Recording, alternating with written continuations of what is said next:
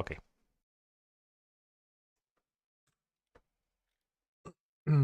Okay.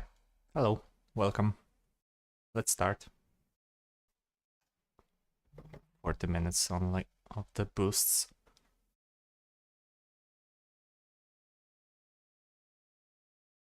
So, how many points do we need? 40,000. Okay. Yeah, should be enough. 2.5 hours.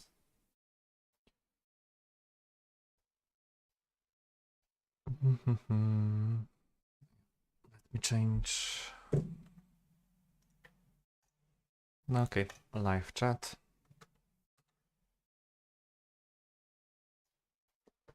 No siema.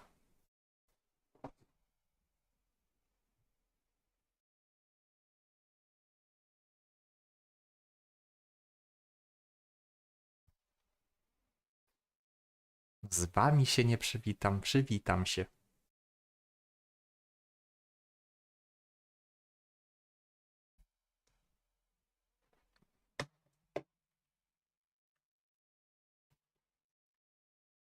To nie jest tak, że mam tylko 2 monitory i nie widzę, co pisze się na Discordzie.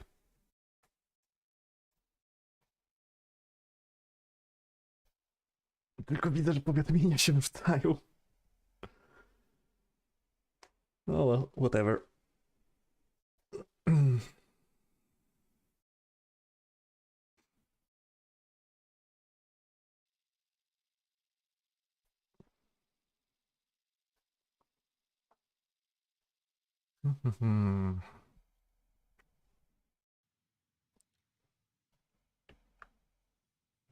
So, how many bots are in the match?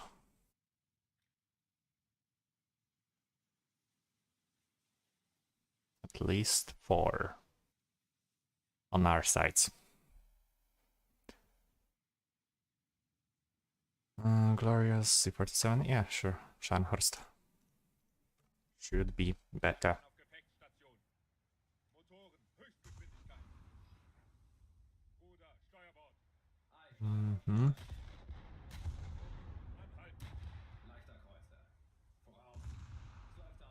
So the best idea would be to go over here, snipe every bot cruiser. Like a simple tactic. That too pretty much never fails. Also, HMS Renown. Main event prize. I'll check her later.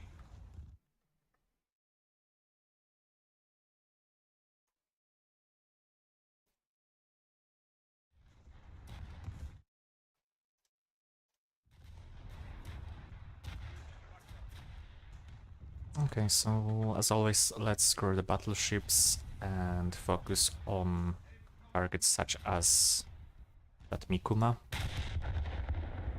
If my audio sounds a little bit different, it's because I am speaking a bit quieter than I am in a different room, after all.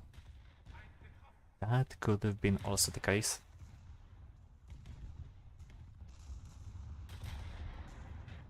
Quite a few capital ships. So yeah, as I was saying before in the stream at Sunday, that I intend to stream pretty much every day.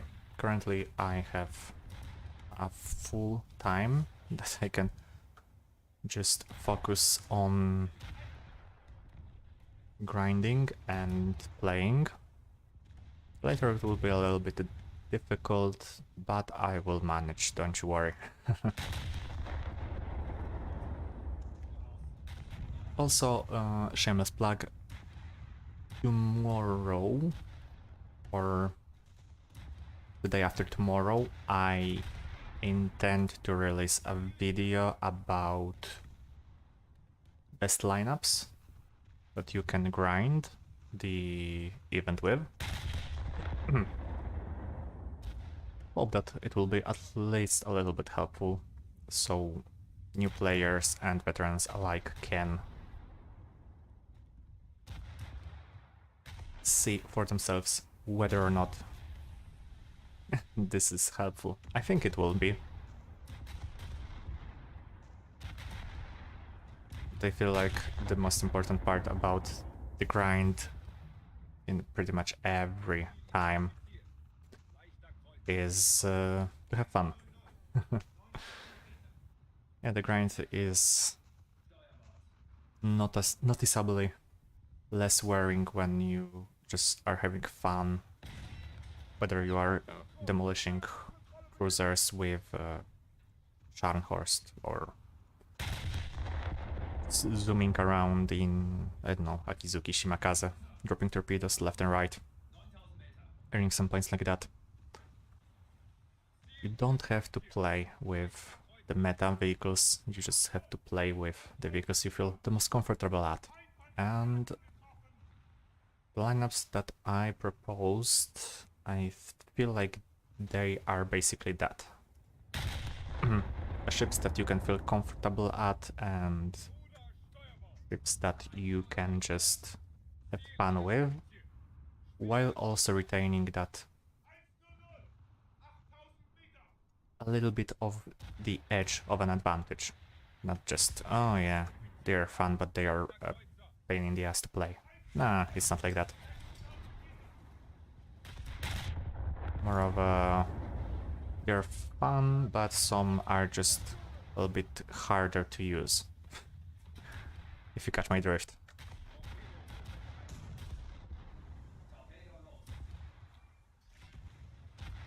Battle of torpedoes, ships. And I'm alone.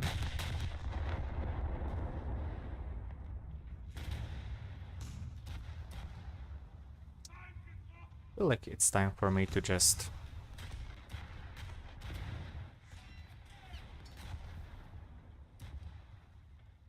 turn around and let's not pretend that I want to cross the T here. Expected less of them here, more of them going through this part, and here I just encountered the whole fleet. Not the most preferable way that I thought it would happen, but it happened. Still a little bit of a precarious situation. Battleships want me, cruisers hate me.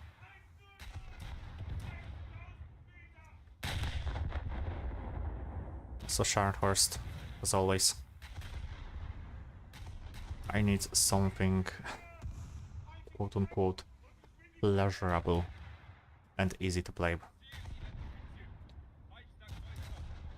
No point in, I don't know, getting a Congo and suffering here. I will play Congo eventually, it's not like there's a lot of ships that I can use. I feel like I will tend to focus more on the top tiers, switching with lower ones as I see fit. Could be alright. Also, is this our, like, the 7 PM, 8 PM, well, maybe 6 PM, 7 PM more like, CEST?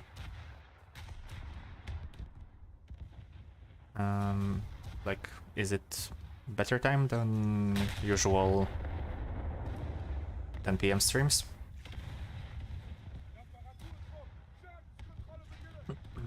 If so, then I will tend to do it. I will try and experiment a little bit with the times of streams. Like, and find whichever works the best. Whether streams that are at midnight, well, midnight, something like that, the late night ones or the maybe evening or early morning, because I will have time here and there. So this monthly grind should be as both a place to hang out, a place to chill. We'll see, maybe some nice place. I hope so.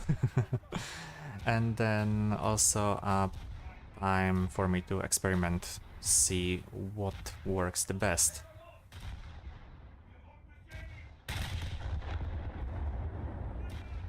Because it's no point of me streaming, well, it's not no point. Of course, it's always a point, but it's no point of me streaming, for example, at 3 AM in the morning when there's no one that wants to watch. But now, if more of our Europeans are watching, then hell yeah.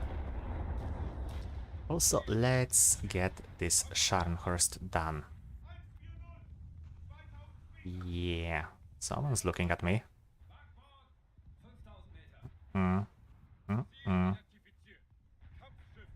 Do not. I'm just waiting for the first salvo. Okay. I feel like we've reached an agreement. Scharnhorst is not shooting at me, I'm not shooting at Scharnhorst.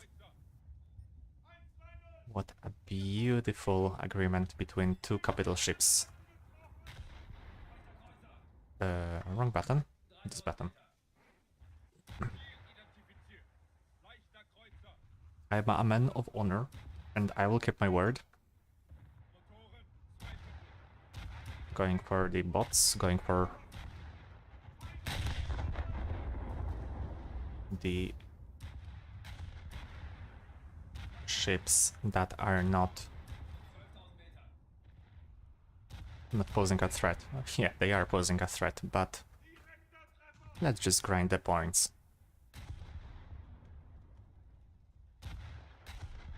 I will not fight against someone who doesn't fight me, basically.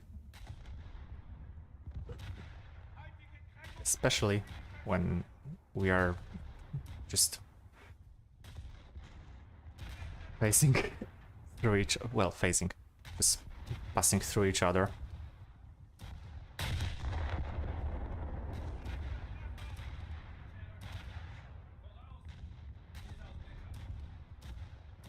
A gentleman's agreement, I should say.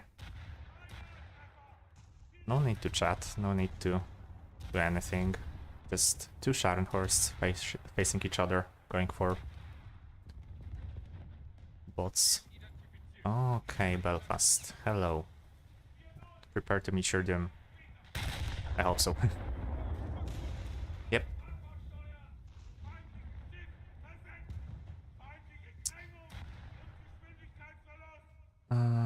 There's a heavy cruiser.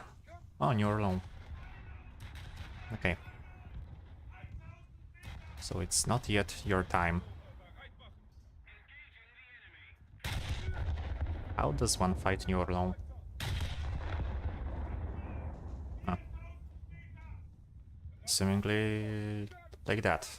Just shooting between the citadel and ammunition and then somehow killing half of the crew.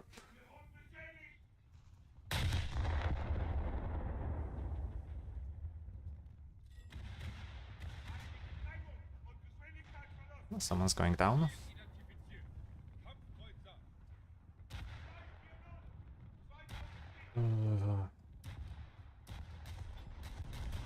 Sorry, mein Freund. You have to die.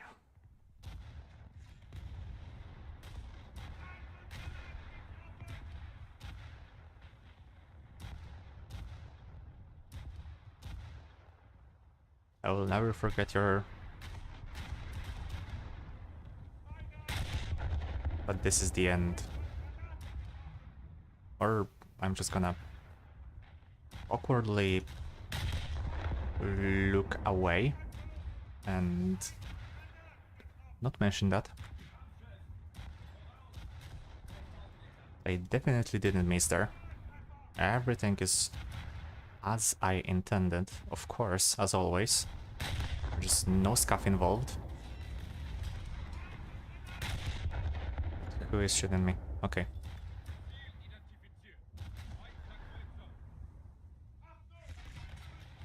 Hello there. Hello.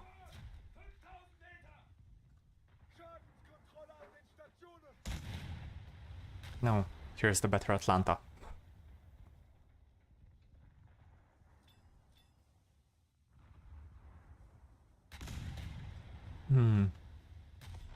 I say better Atlanta.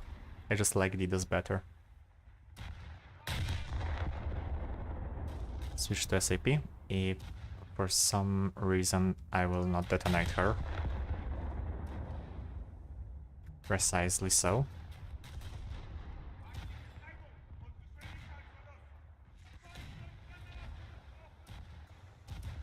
Surprisingly, Dido can put out a fight. Especially damaging my superstructure. Which I intend to avoid. In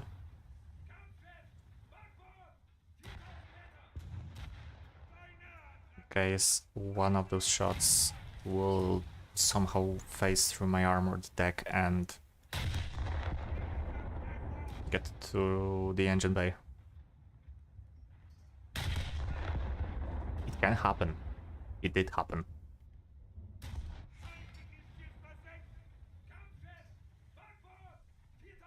Not a very pleasant way to go down in a capital ship that was supposed to withstand cruisers and even a lot of capital ships like.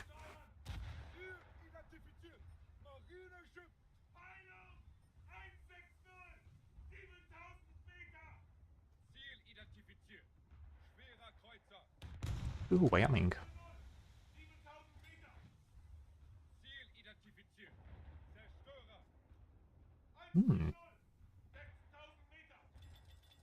Juicy target.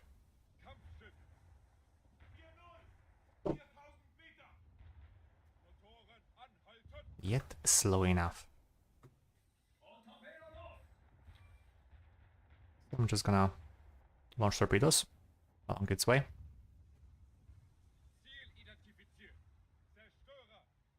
Go for the NPC boats. It will give me way more points. Also, 2,500 score for the first match. Not bad at all. Okay, V-Sync. For sure better than I expected. It's like, probably like, we'll get 2,000 score. Maybe 1,500. Then bang. 2.5 to 60. 60 to 600. I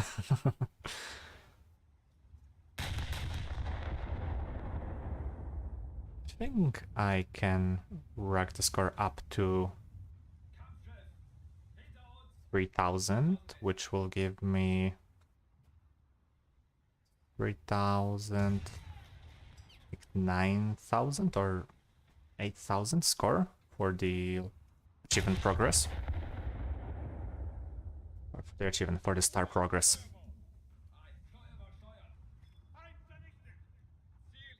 Because 2.2 multiplier for playing Naval RB, then there's 1.2 for playing top tier.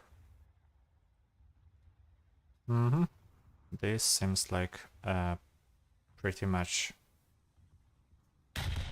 1/5 of the challenge done. So only 5 matches like that and... well, 5, 6. Okay, that doesn't give me a lot of points.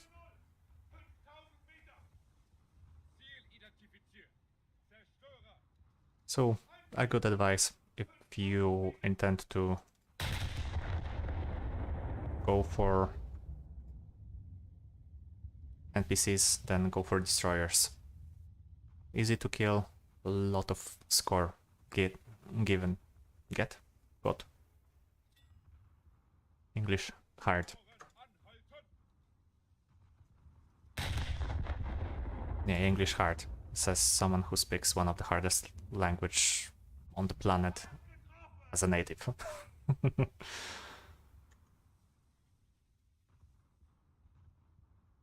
Surprisingly, yes.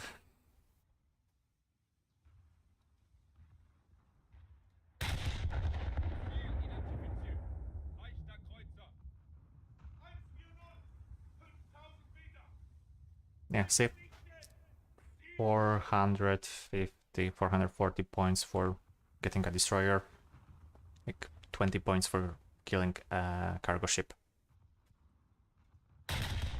I think that the math is easy enough for you to calculate.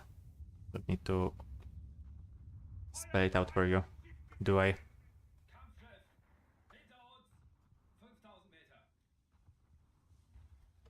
I didn't even need to bring Spe or Eugen. It again, well, yes, I thought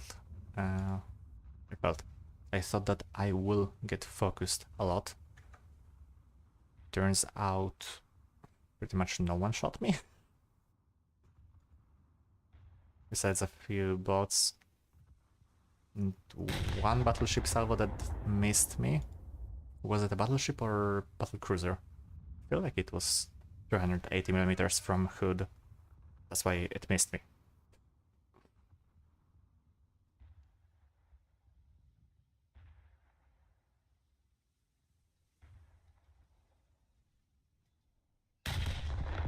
Oh no. No, no, no, no, no, no, no. Give me a kill. Give me a kill. God damn it. 2 times black shell room and no damage. But 3,500. Which sets me on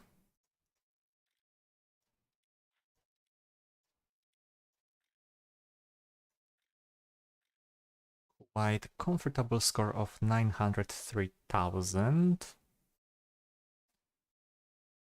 Like I said, one fourth or 25% almost, like 24, 23 point something done in less than half an hour.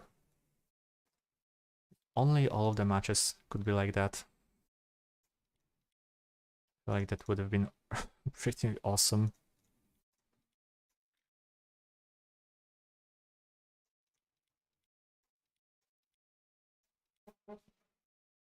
I wouldn't need to worry about me spending too much time on it. I say too much time, but like the 3 hours that I want to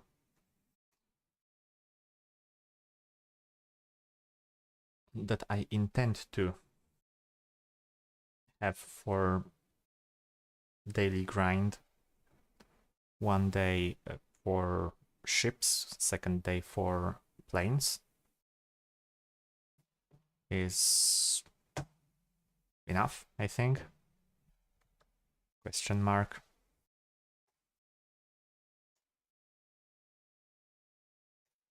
For sure it is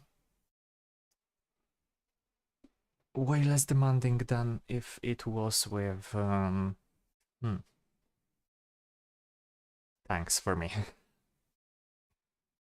God, it's not like I hate tanks, it's more of not being my point of preference.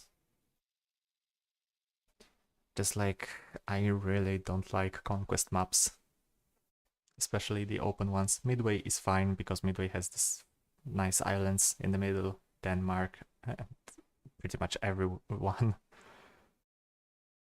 of them is not fun. It's really not fun to play. To Alaska, to Des Moines, one only Helena, or even more. We'll see. For now, Scharnhorst, auto spawn.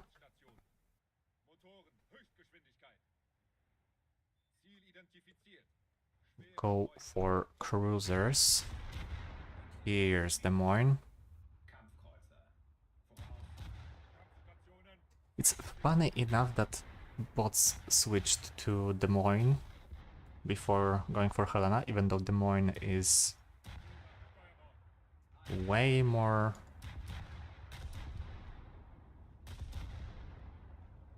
pricey than Helena. Helena is like what, 8,000 Golden Eagles, which is what, 30 euros or something like that. Whereas Des Moines is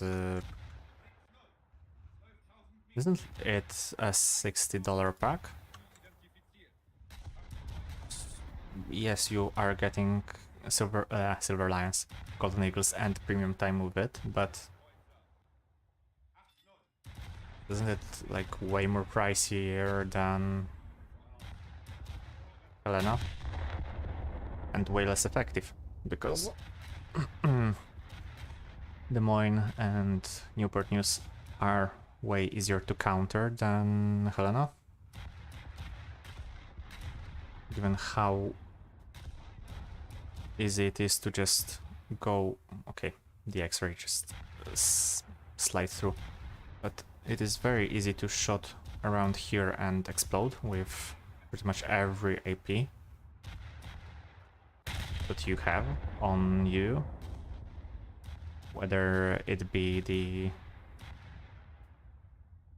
light cruiser AP like Type 91 on Suzuya Mikuma, or not even counting battleships, but the 203mm from pretty much every nation, besides Britain. They don't use AP, they just have SAP, which is fine, I guess, but it's not good for detonating ammo, just better for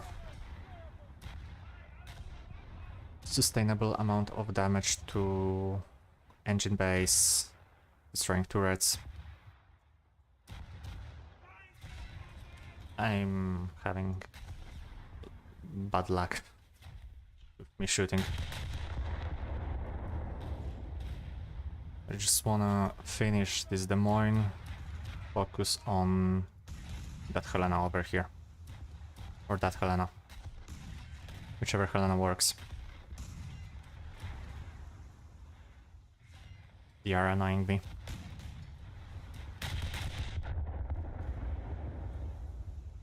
But you know what? Screw that. We're going in. I am not counting on ammo explosion. Good. Never mind.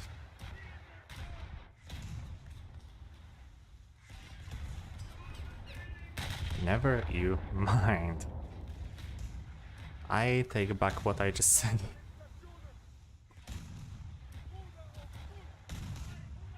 Of course it went way better than I expected. Unlike with Helena.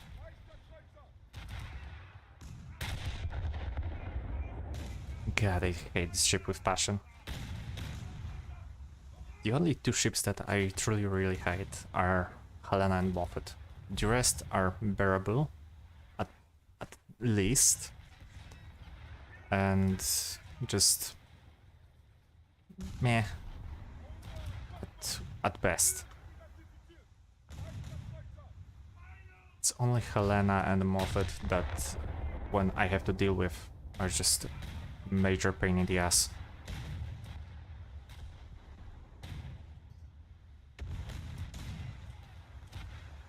Capital ships? Yeah, sure. Happens. What else? Spokojny. Okay, it is very good, but not to the point of it being unbearable. Just disable the turrets. Atlanta, Dido. What else? I feel like Atlanta and Dido are just the epitome of as firing annoyance. Still not as bad as those two. That's why my crusade will never end as long as I play War Thunder. which is not gonna end very soon. I might take breaks, I might get on a little bit of hiatus. I will not stop for a long, long time.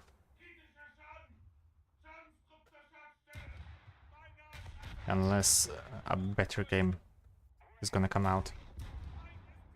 Which it won't. Okay. Food. The mighty battlecruiser food. Time to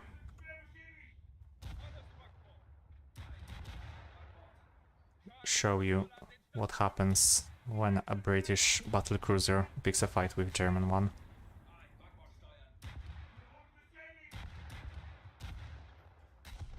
What happens is we're now very, very, very big world of pain.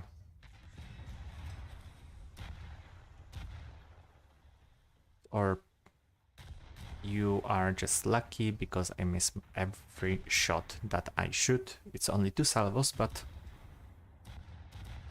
still it's 50% of accuracy.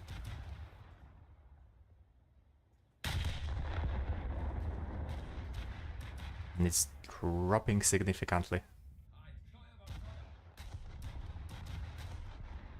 This is the same problem with Hood. But with Hood it's like, okay, it misses a lot, but when Hood hits, it hits hard. But when I hit a capital ship, then I will have to pinpoint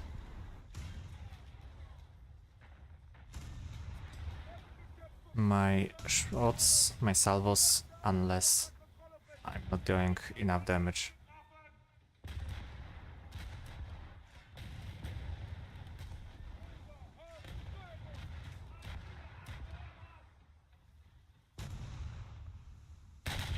Sad but true. The 283mm are not good enough for fighting other capital ships.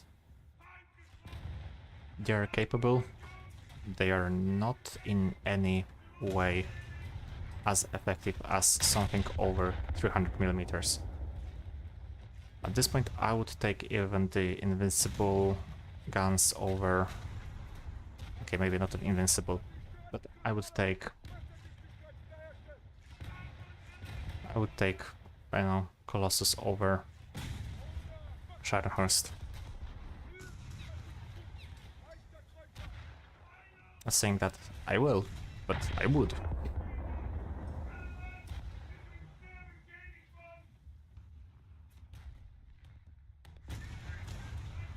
Nixie. Shooting cruisers perfectly fine. Going down as we speak. Shooting capital ships. Good.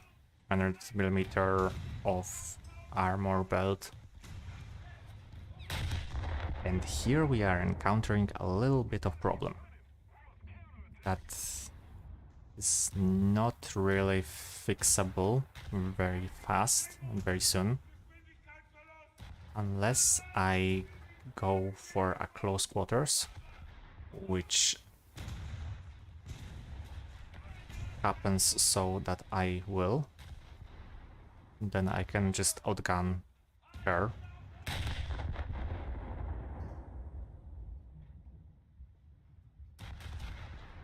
Try and go for the ammo elevator, and suddenly you can just disable the hood entirely. Like a minute of reload. Okay, there's Maria or Poltava. Pretty much every Russian/Soviet battleship looks the same. Besides Komuna just looks different, but it's because of the retrofit. The hull is the same. But it has coal bunkers, so I feel like this is Maria.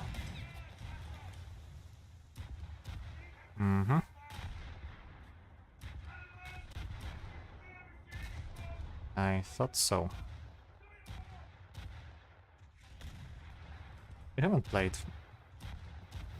her in a while. Might as well do.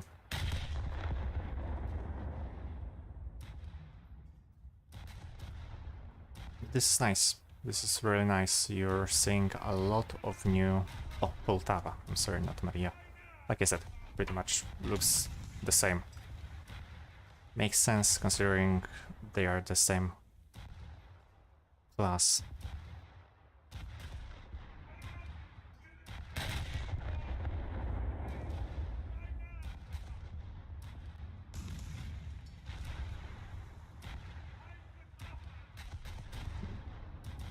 Damn it, those coal bunkers give a lot of protection. What? I'm gonna repair the catapult and launch the plane against her. The float plane kill. Before that, here's something that needs to be dealt with.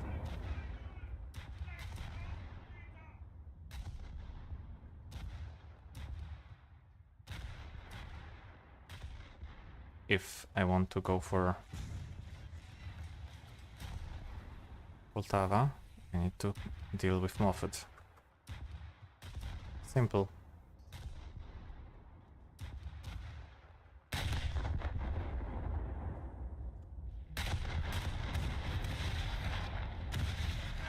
You can't just do anything when there's a lot of AA coming in your direction, especially with such a small bomb load.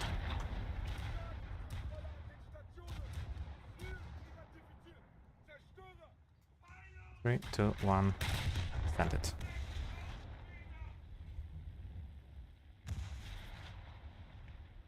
Target destroyed.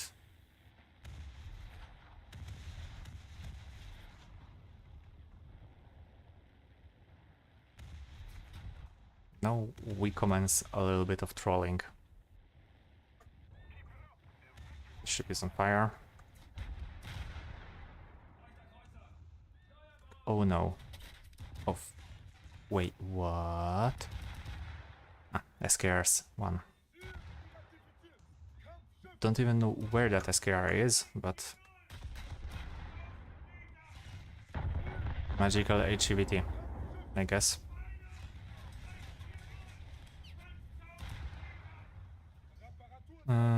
Yeah.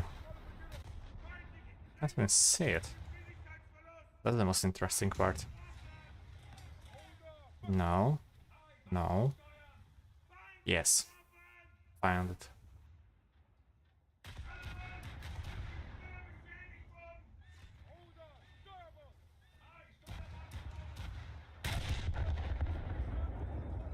And now not even that, but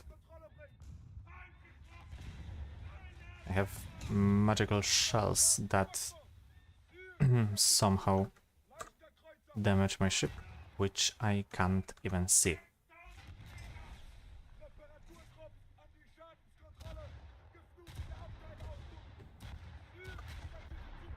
Gaijin at its finest. Oh, Bayern.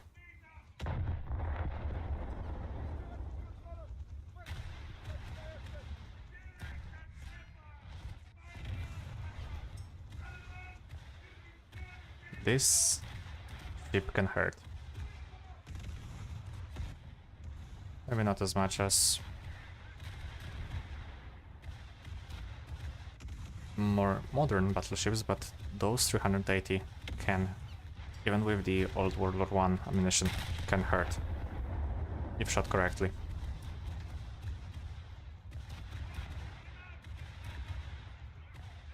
Helena down.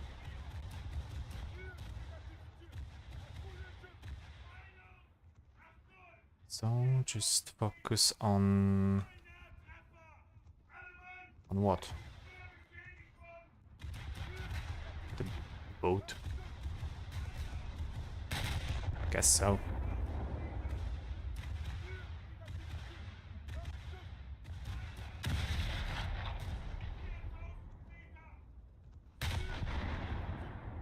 Switch to SAP. We need the damage.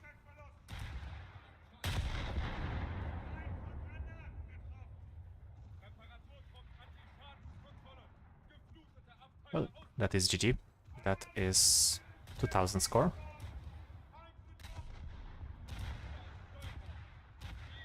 And a plane. Oh, how cute. You think that this will help you? Not a chance. No. Or maybe a chance. I don't know, he survived. So I guess he got better.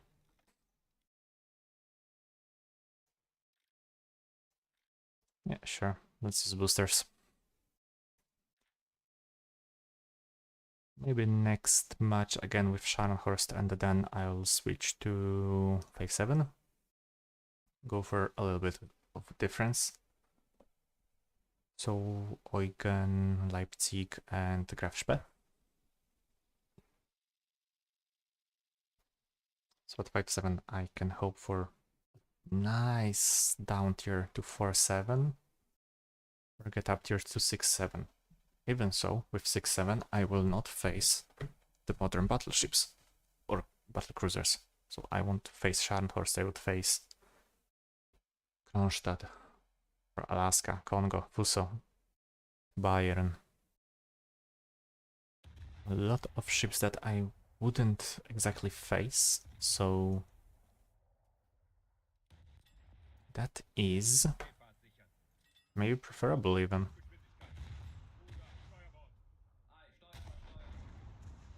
But for now, slow down. We don't need to go with everyone, do we? Battleship, heavy cruiser. And if my shells hit perfectly, then dead heavy cruiser. For wings and flowing seas. Oh boy. Oh yeah, we are on US server. Makes sense.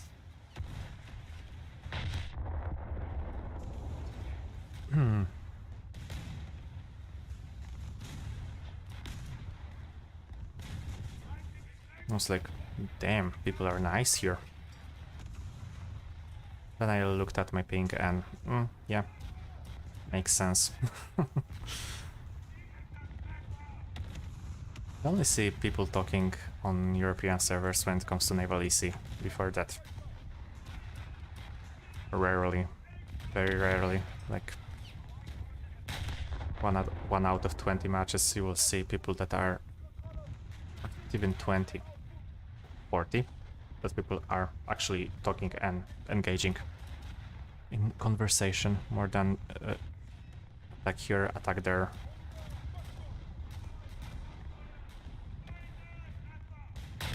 And then you get on the complete opposite spectrum with different games. Like the Hell Let Loose postscriptum. It just shows a difference in how communities are formed here and there. You do not expect War Thunder community to be very vocal in in-game chat, but you expect the quote-unquote milsim to cooperate, etc. Both work fine for me, I guess.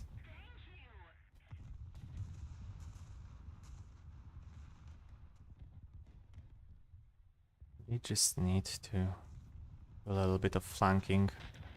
especially with everyone doing exactly this. So 1, 2, 3, 4, presumably 6 ships that will just beach themselves.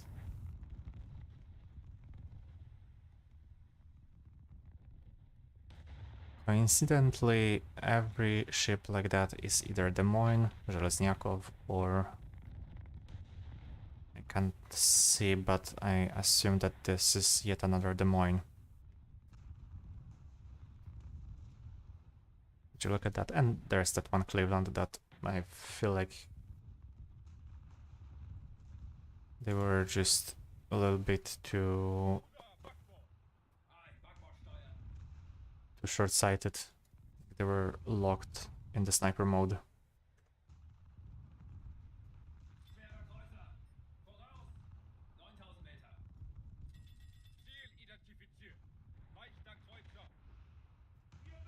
we go here or do we go there? Okay. Guess it's decided we're going for C. One follows me. Nope. That's okay, I guess. I can manage on my own.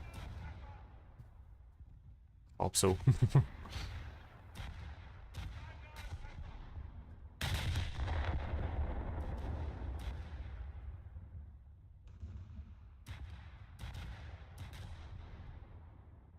Especially now that the bots just do not target me. Because conveniently so, I disappeared from the radar. Oh no, whatever shall I do? I'm not being targeted by anyone. How can I feel so happy? That can't be right. Quick game, do something. Put a battleship against me.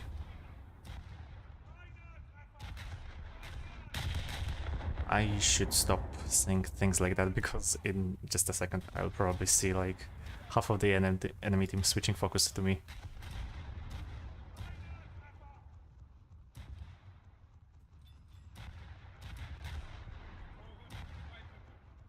Which would not be very productive.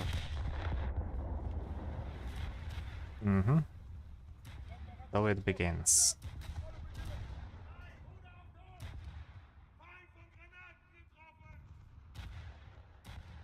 Okay, slow firing, so, and very hard hitting.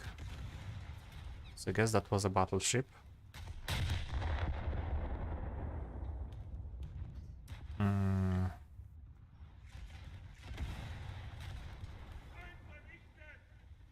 Haruna, yeah. So where is Haruna? Look for the pagoda. Cannot find the pagoda. That's a battle cruiser. That's a Kronstadt. That's Helena. That's not it.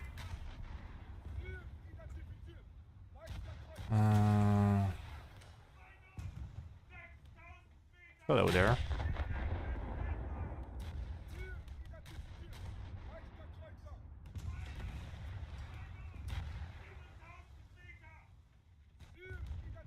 Damn it. Do they have more capital than us?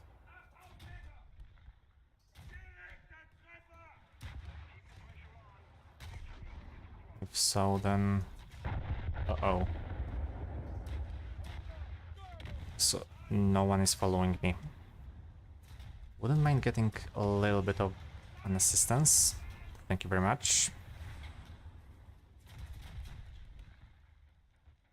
Just a little bit, like... Not a lot.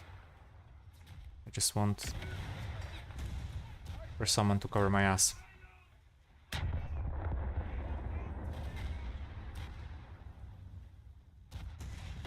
That's not gonna be the case, will it?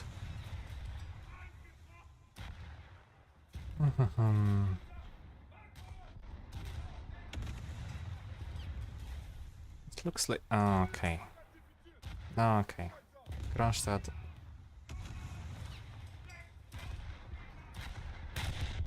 I see you. Just... screw off. I would need to...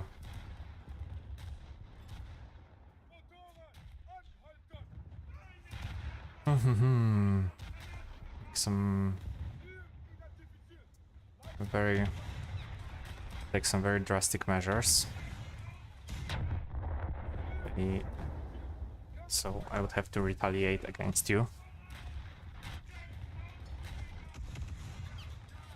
And I feel like... okay. Okay. You need to go down. You to go down also, but with torpedoes, I think. In the meantime, Kronstadt, how do you deal with that?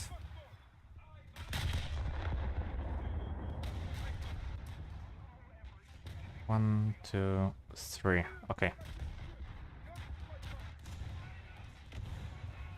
Hopefully you won't miss and just dive straight into them.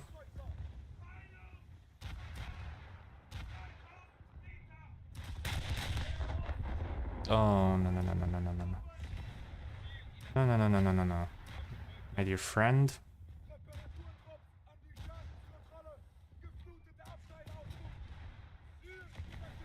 This is just for your own good. Don't you dare. Don't you dare.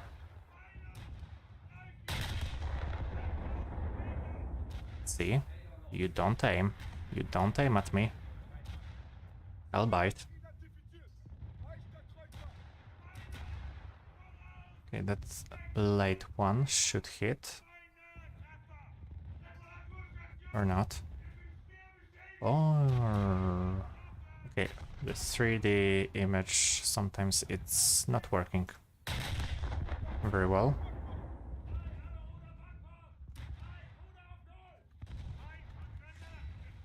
Ooh, I still have one more.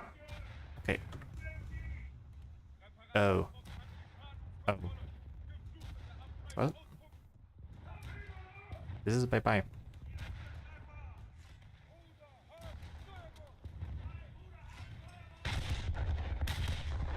I might just shoot and GG for you.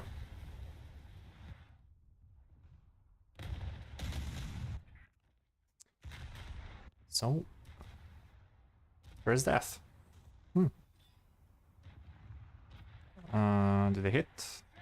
Did it hit? No, it did not.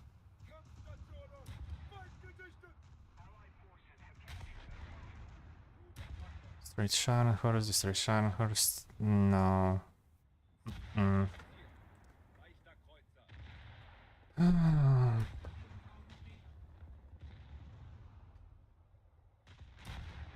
Saddens me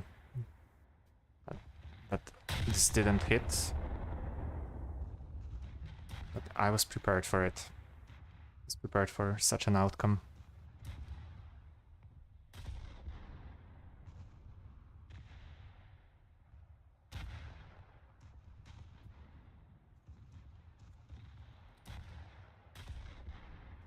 So let's do the same, but with different ship. Similar guns, those are just a bit shorter when it comes to length. These are 52 and these are 54.5. Just gives a little bit of the advantage when it comes to the shell velocity. And by which you can achieve a bit more of a penetration.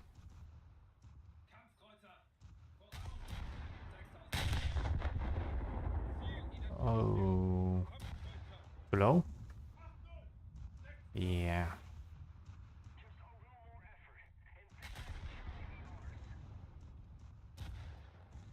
Seems like every match is just gonna drop down in score, in quality. First one was the best, second one was alright, this one was the standard, the average that I expected. So after an hour, should get a half. Okay. Okay, this is what I had in mind. So an hour. Okay. Yet another Coral Islands. Game just tries to tell me something. And yes, I remember that I said the next match will be in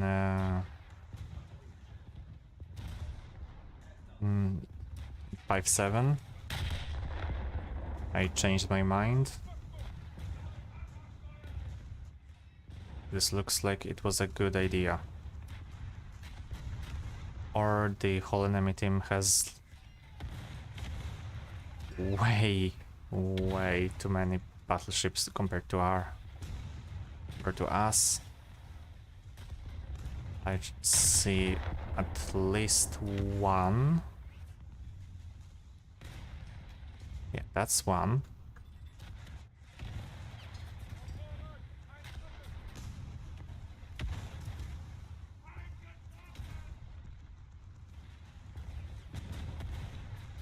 Okay, Hawkins, yeah, you are a special kid, but that doesn't mean that you need to just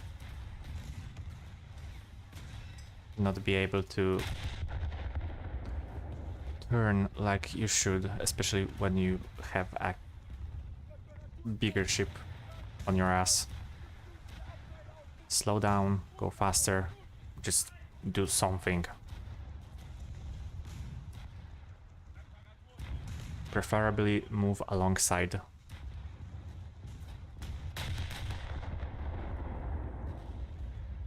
And don't correct your course into mine. I intend to overtake you in ETA 7 minutes. Or until you're sunk, or me. Whichever is faster, I guess.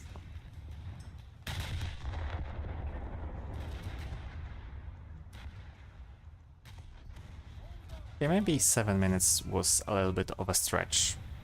I feel like 3 minutes and I will be faster than you. Hawkins was not a very fast ship.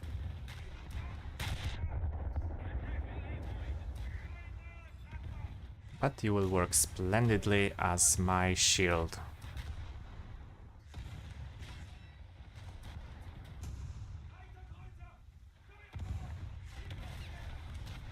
I will even take care of that Des Moines for you.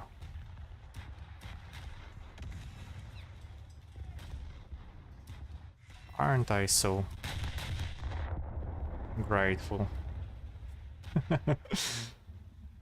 Protecting the weaker. I'm the weaker one here.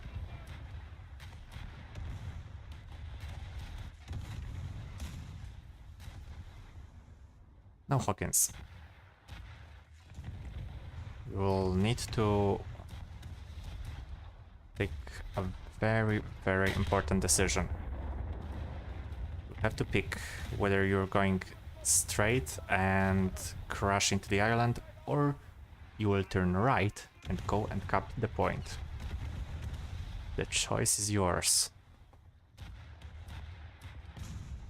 Choice is yours, but I feel like you've already made the choice.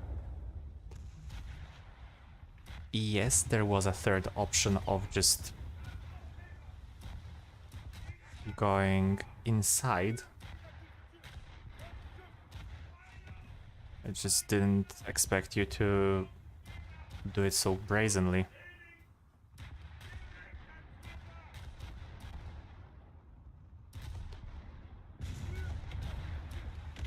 God damn it.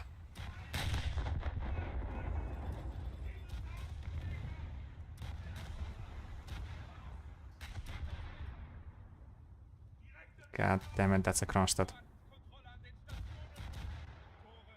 Okay. Scramble. This is gonna hurt. Oh, this is gonna hurt a lot. Help.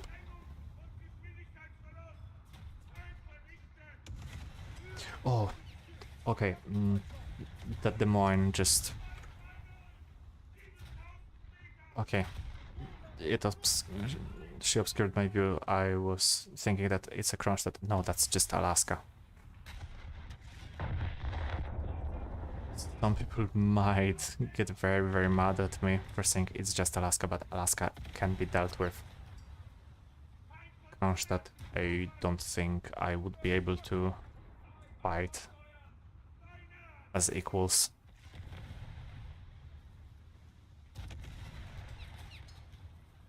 I forgot where the weak spot was for Alaska.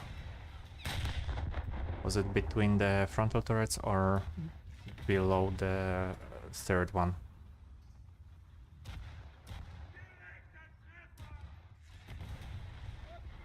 Either way works. I just need to hit it. Oh, there's another Des Moines.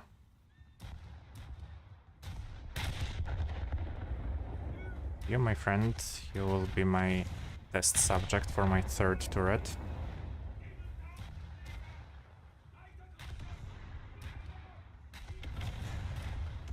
Yep. Worked as intended.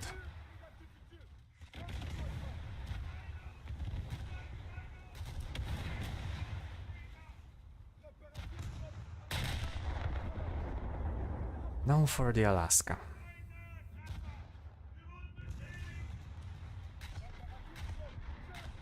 How does one...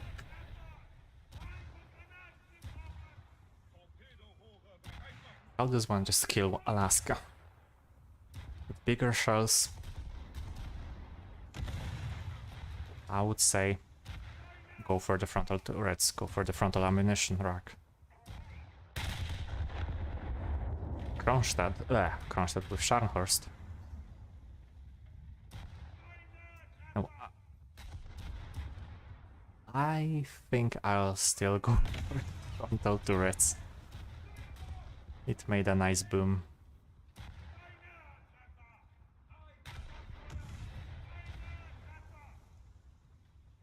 A big boom is always appreciated when it's not on my ship.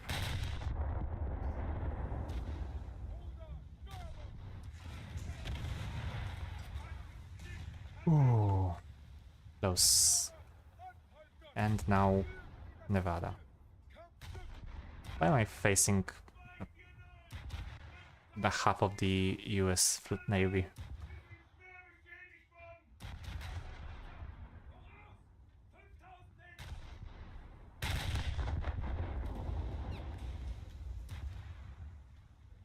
Just want to cap the sea and scramble.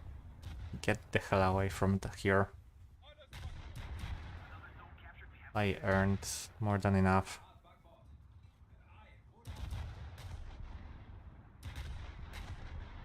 Sadly, I don't think I'll be able to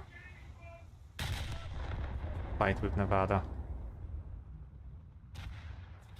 Nope. So, if you can't fight Nevada with guns, the Scharnhorst has this very special thingy called torpedoes. Apparently, they work wonders against battleships.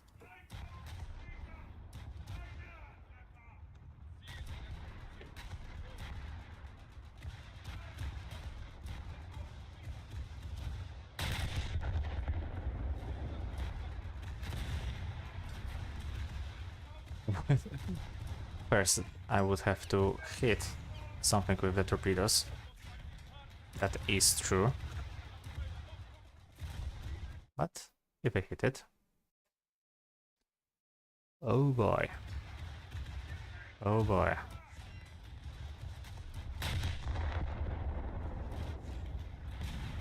Capital ships beware.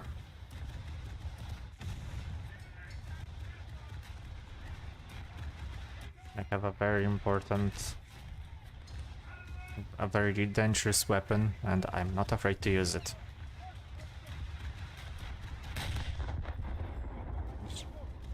I just need you to stay on course.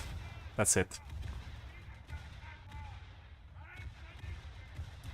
And would you look at that possibility straight ahead. Do I go for Des Moines? Sorry, Pittsburgh, so Baltimore. Or do I go for Nevada? I like this. Pittsburgh is trying to be very, very sneaky. Did I hit the Frank Knox with my torpedoes? 2, 3, okay.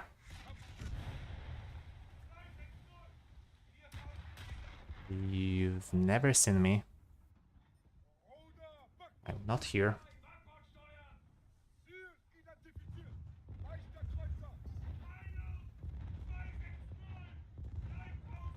I was but a shadow.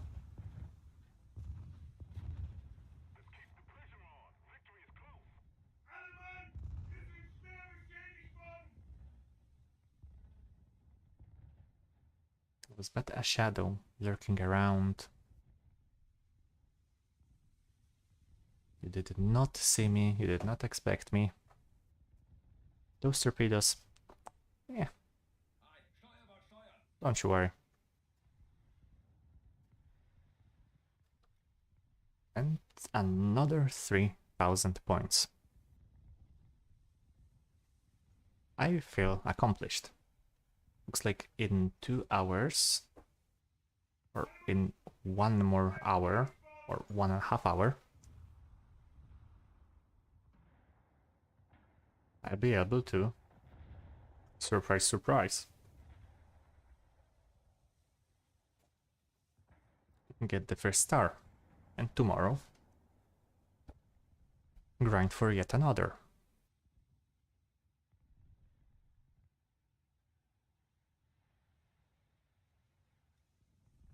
A very calm part again. We are doing... Oh, would you look at that? Would you look at that? Special kid is for following me around.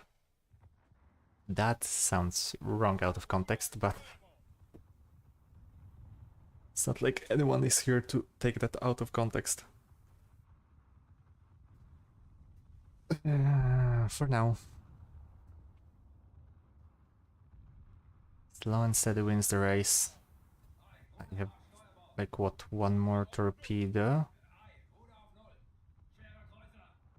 Yeah, I do. 1 more torpedo that is reserved for Nevada. Or some AP shells from very close.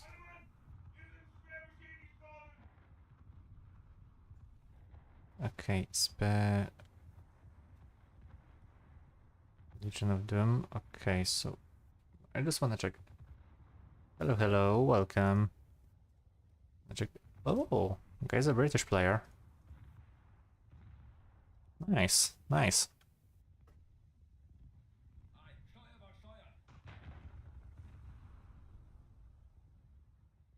The flank is slowly advancing. Okay.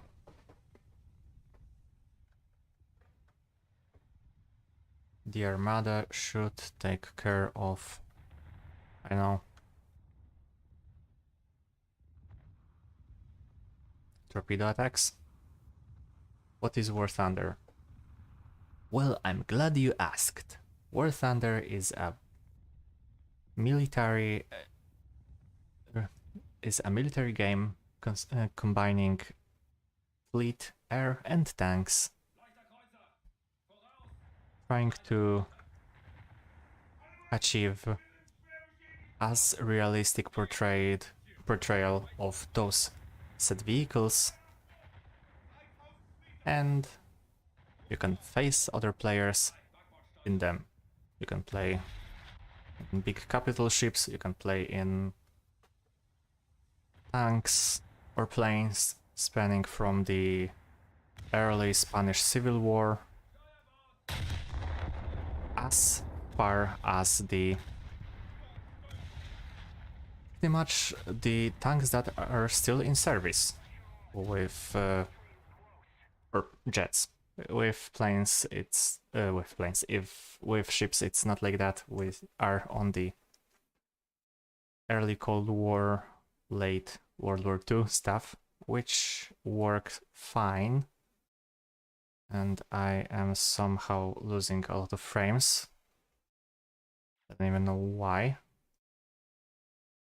But okay, everything's fine. But yeah.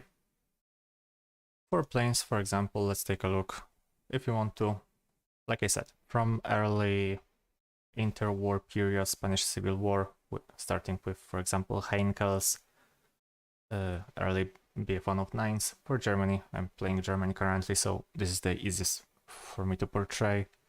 Then towards Tornado MiG-29s.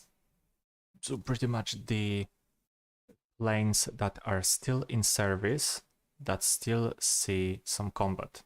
F-16s, F-14 Tomcats, Leopards 2A6, 2A7, Abrams, what else? T-90, T-72, whatever you desire. From your iconic tanks and ships from World War II, Congo, USS Alaska. It is tending to be a little bit more realistic, considered this is not like World of Tanks or basically the wargaming games where you have a certain hit points pool, which you have one spreading across your whole vehicle. Here you have modules. This is like a very cool game. They got the Flying Fortress from World War I, I think. The Flying Fortress, or B-17, is from World War II, and yes, they do have it. They do have pretty much every B, so every bomber from the US.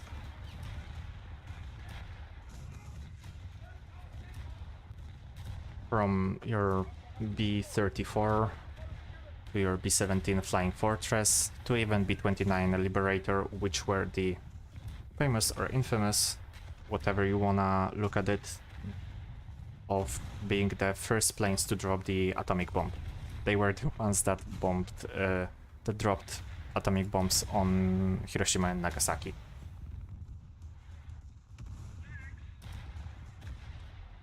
To be honest, quite boring gameplay with those bombers. You just fly onto the target, try go in a straight line, drop your payload, go back, rearm, refuel, and go back again. But a lot of players do like it.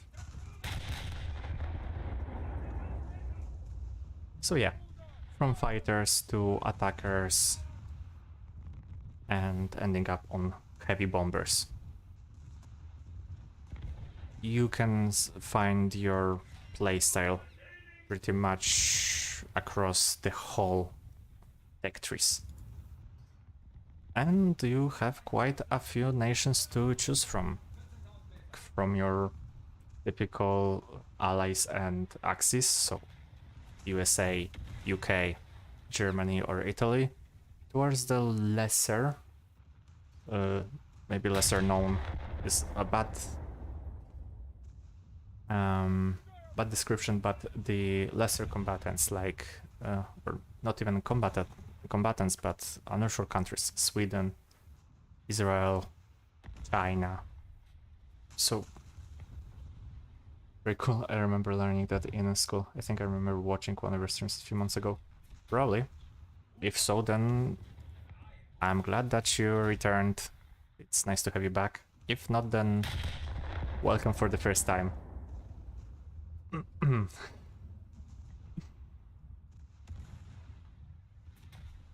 Yeah, school school history tends to either focus a lot on World War II or just saying a few words, just on the focusing on the important parts, and then skipping over a lot of the interesting stuff, but not very fitting well into the schooling program.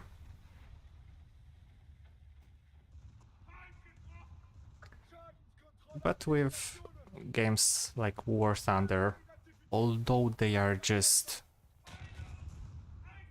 vehicle-based combat, I feel like you can get into the history of such vehicles. For example, with ships. With ships, it's a bit easier than with tanks or with planes, because there was a singular ship that you can get into the history of it. Then you can learn, for example, where it served, what cool battles it was in. Then from this small... I was trying to find your username. I think you were playing a game kind of like Risk, I forgot what it's called, but it's a map. Oh, I was playing probably Hearts of Iron. So the grand strategy kind of game. You move your soldiers across the map of whole world, controlling one nation. I don't recall playing other strategies on this channel yet. But yeah, I was playing a game like that.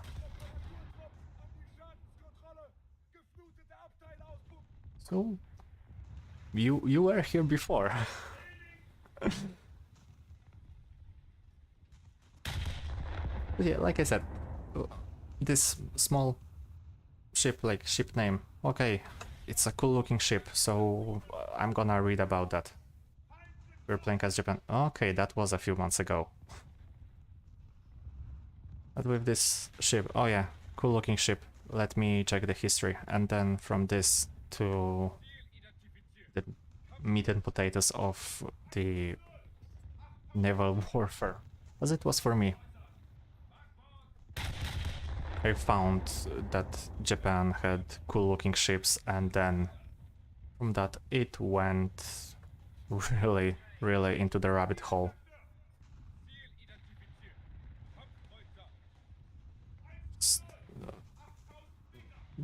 Not everyone finds that interesting. Some are just focusing on certain details, which is also fine. However you like to enjoy your history. I am pretty much I am an advocate of history overall.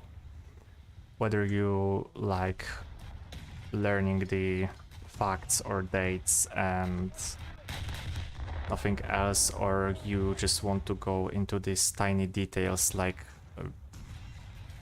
how many, I don't know, how many medics served in the US Army in 1944 or something like that.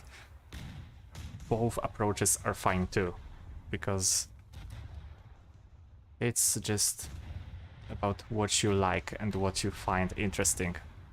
If you find it interesting, you are bound to learn a little bit more in a general type, because you are just going to read about a lot of other stuff surrounding it. And games do tend to help that a lot, visualizing and portraying something that you sadly cannot find in reality, like ships, like tanks. I kind of like history, but some of the teachers just play videos the whole class and not talk. That is just bad teaching. I am very grateful that I had a very good history teacher in my high school, because, well, after high school I pursued different stuff. I went for the international relations and not into the history, but our teacher was nice, debating a lot of stuff with us, discussing a lot, not only showing videos. We even had a music class, quote unquote, about music. It was a class about Warsaw Uprising in 1944, and suddenly our teacher just blasted Sabaton, the Uprising song. And with the video, after all, with the music video. And it was one of the coolest part. Because not a lot of teachers do that. Some, like you said, playing videos, some just read the book and not really focusing on trying to grab the attention of students, you know? And I feel like this is just them failing as teachers.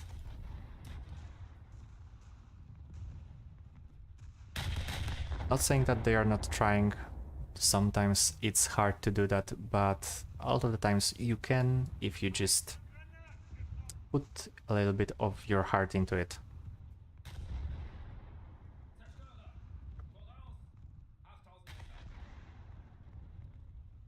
Okay, the game is ending very soon. I don't really like history books, they don't make sense. I can't speak for other countries, but here in Poland they do tend to be a little bit quote-unquote dry when it comes to the content. Really focusing just on dates and the boring parts of history, so should I say. And it's not like it's not important, but if you have to learn every king in the history of your country, every ruler, some are interesting. Like we had, as the only country, we had a woman that was king, not queen, but king. The only country in the whole world.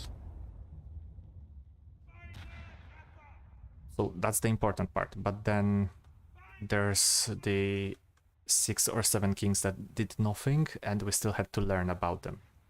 Yeah, live in the USA, so they aren't that good. To be honest, I've heard that a lot from my US friends, that they maybe not aren't that good, but they are really boring, so should I say.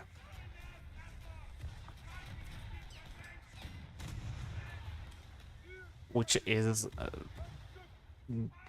it baffles me a little bit, considering that don't take that as derogatory or something, but with country as young as yours and having not that much of a history crammed into it, you could go into details, you could make that interesting, and yet you fail to do so. So it shows that it's about the authors and how they want to... Okay, I hear bombs. And how they want to try and grab the attention of viewers. If they don't want to, they just want to focus on the boring parts, that's on them. Cannot justify that. Because it is possible to write a good history book and that is not boring and that can portray everything that should be included. They're not choosing that, well, that's on them. Especially with your history being quite interesting. Like the whole melting pot. When we use the textbooks, he just hands us a paper and tells us to read and answer questions. Oh boy. I do know your pain.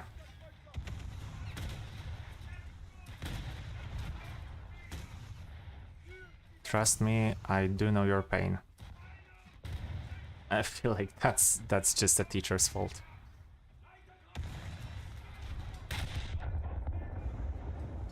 Going on with the easy way and not the good way. So you just need to, like I said, you just have to find what you find interesting, stick to it, then expand your knowledge.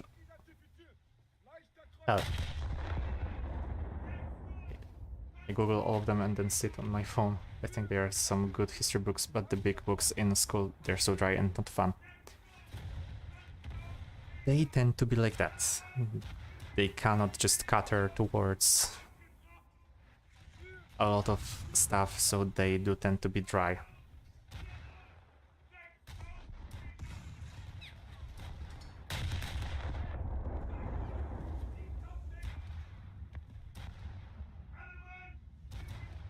But, like I said, if you, even in those dry books, you can find some interesting facts, and with those facts, you can just go on your phone, check them in, because they for sure are portrayed in and presented in an interesting way. So to speak, you don't need to find them in your dry history book in your school, but you can find them in your phone. Watch a YouTube video about that, listen to a podcast. There's a lot of different ways to learn nowadays. You don't have to be limited to your textbook.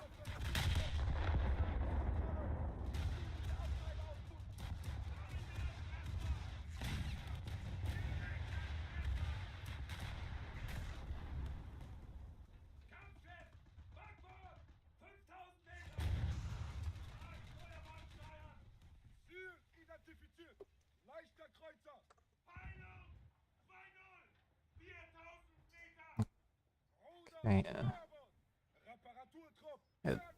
that hell diver was not a very good diver.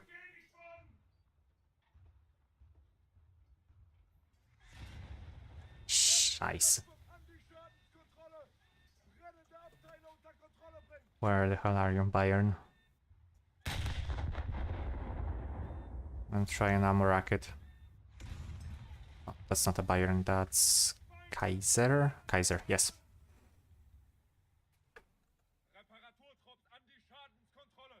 I do need to find myself some good background music to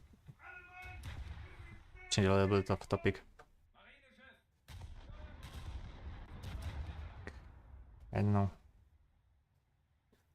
Maybe not try and write one myself. I am not that musically talented.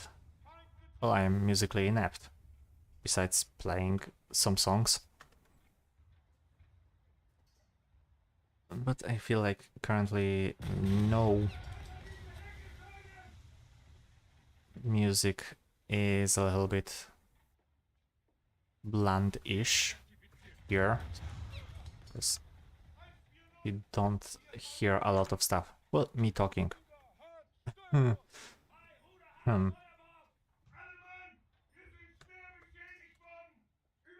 Some might say yes, some might say no.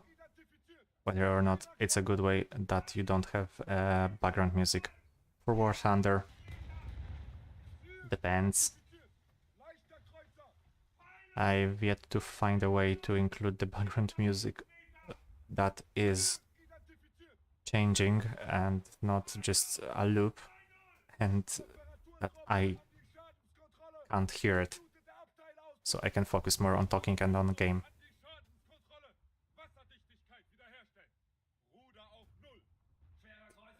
Let me take a drink.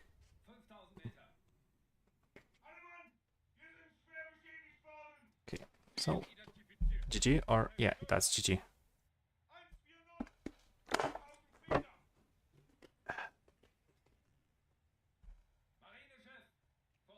Okay, on average I'm doing quite good.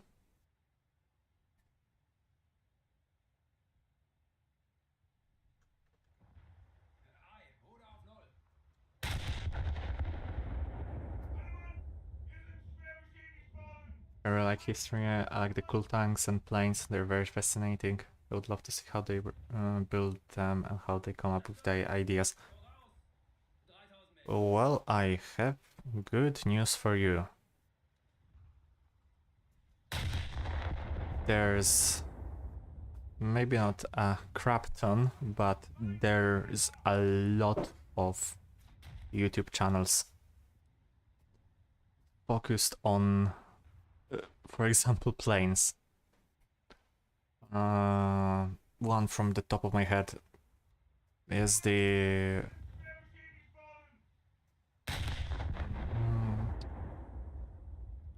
how was it named? The military aviation history or something like that? I would have to check.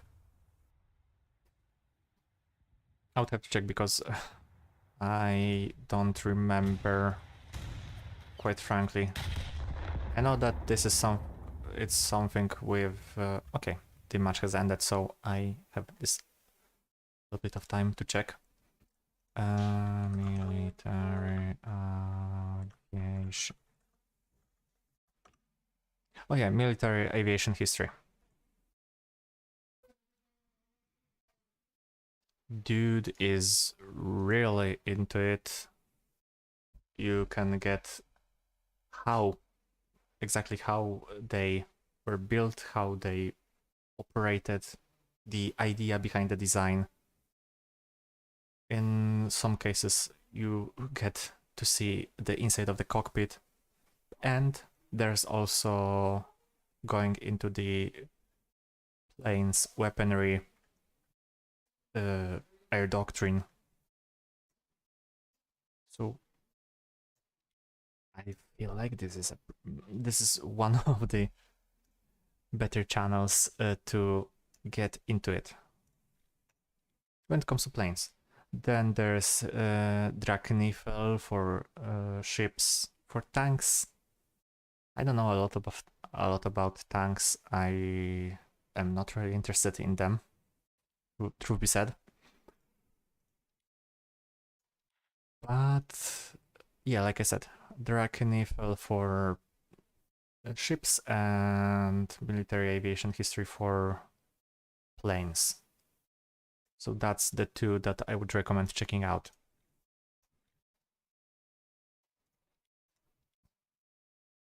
They put a lot of work into the research. They are not really biased towards any of the nation, etc. They're, funnily enough, they are presenting the dry facts in such of interesting way that you don't feel like this is a dry fact, but you're just sitting here listening, watching, like, interesting. Well, I'll find the channel, I will totally look at them. Yeah, please do. Please do, because, like I said, they're really good at what they are doing. Okay, I feel like, what? 2 more matches, and we're done. God damn. Got below 2-hour mark? No, I don't think so. Like, next match will be 20 minutes or so. Then again, hell yeah. I was expecting to play for another 2 to 3 hours. And here I am with 1.5 hour of stream, and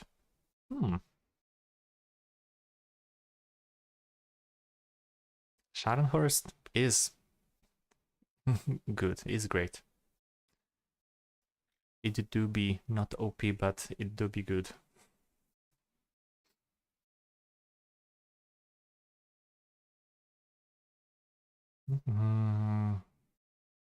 What should I work towards?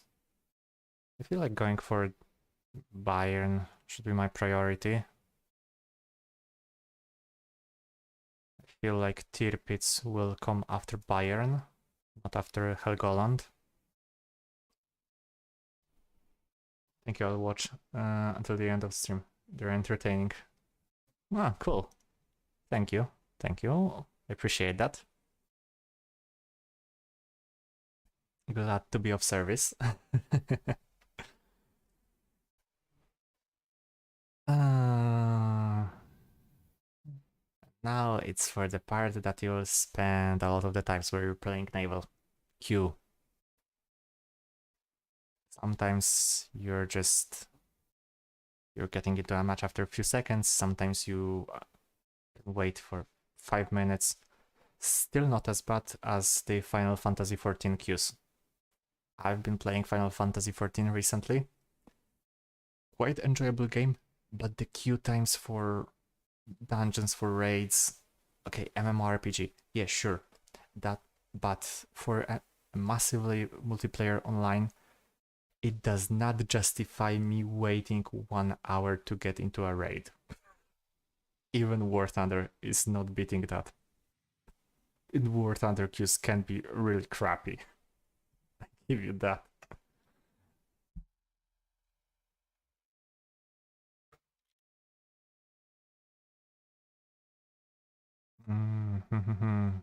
Marlborough. No, that is a ship that I haven't seen for a while. Better than Overwatch 2 because they have roll queue. Oh well. Overwatch 2. What can I say? It's a game that should not exist in its current form.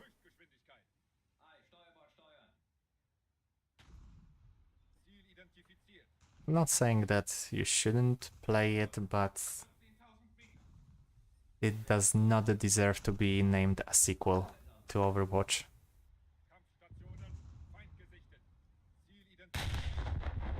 More like a side grade, an upgrade, so it should be Overwatch 2.0, but still Overwatch 1. Still don't know why it has a 2 in its name. They took out the thing that made it 2. Yeah, exactly. No single player and no PvE. That was promised.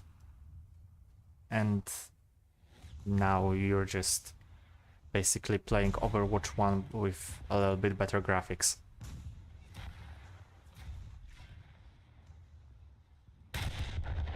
But that's what Blizzard is doing. Blizzard. A lot of big companies do these days. Just copy and paste the ideas from before, slap some better graphics, call it a sequel. People will play it, people will buy it. They will complain, but still the company will rack in cash, especially if it's either a gacha game or if it has loot boxes, so free-to-play games in general. Would rather have loot boxes than the battle pass and coins. Yes, but at the same time you would probably get both loot boxes and battle pass. That's the idea. That's the sad reality of today's free-to-play games. You get both of those things.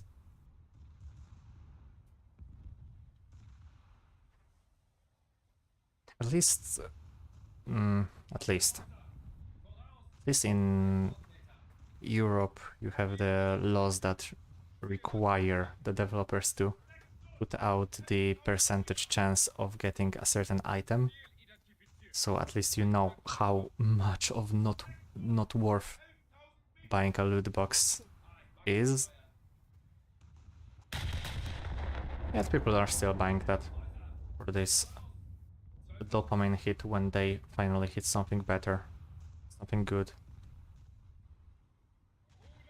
That's why the, for example, CSGO worked, why Team Fortress 2 worked, why Overwatch works. And The funny thing is that if you're not making a quote-unquote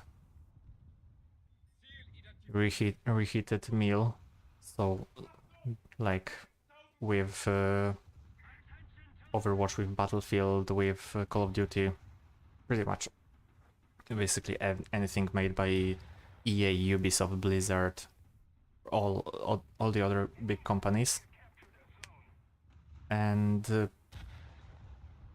you break the mold, you make something maybe not revolutionary, but something really good. Like, for example, with Elden Ring, like with currently with Baldur's Gate 3.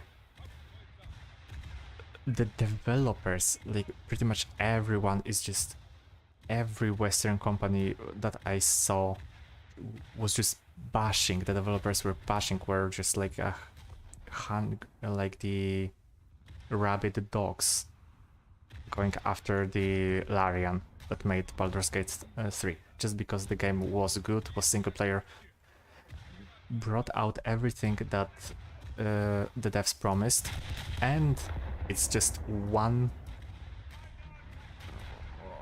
purchase. It's a $60 game, yeah, sure, but it is good, and it delivered what it's promised.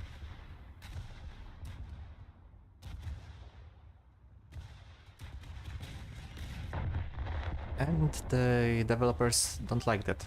Well, the developers might be indifferent to that in most cases, but the directive staff don't like that. They like the numbers to go high with as low effort as possible. That's why cash grabs exist. That's why you don't see a lot of games from EA, from, for example, to be really groundbreaking and revolutionary. That's why the last good Battlefield was the Battlefield 1, where the developers, the DICE, came up with the idea that was almost scrapped.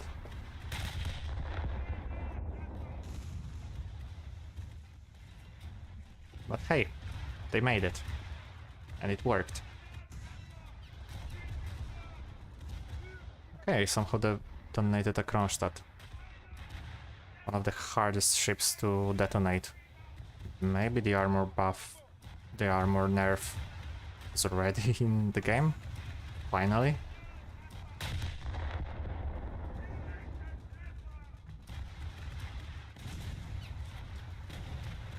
Soviet ship not OP.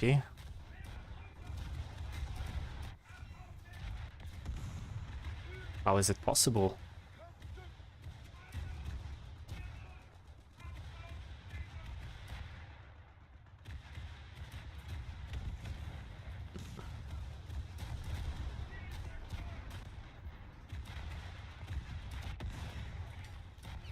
Okay.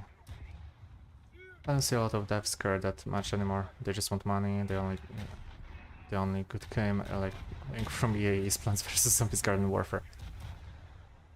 Oh, because it was a game that was not promised, was not expected to bring a big money, a lot of expectations. So the devs were just like, yeah, sure, let's have fun developing it and making it.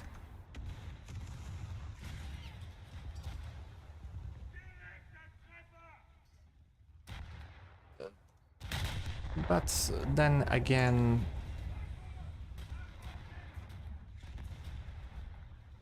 sometimes the devs just have this reality check when they are finally like, also we do need to make a good game currently, because it deserves the 2 in the name.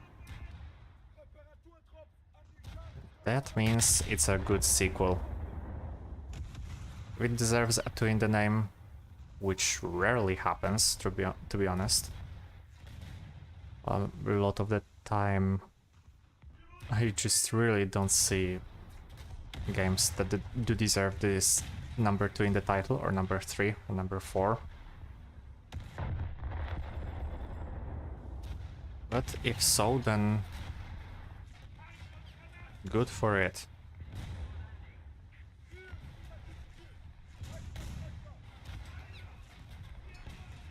Okay, who is shooting at me? Or rather, who is not shooting at me? It's the easy question to answer. But Nevada is not.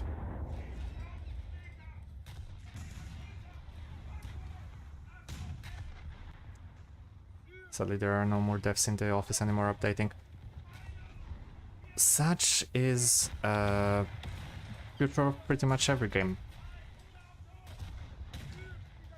A lot of the times online game is just keeping alive because only because a handful of players are playing the game, but the game is not receiving an update, just a skeleton staff is here to maintain the servers.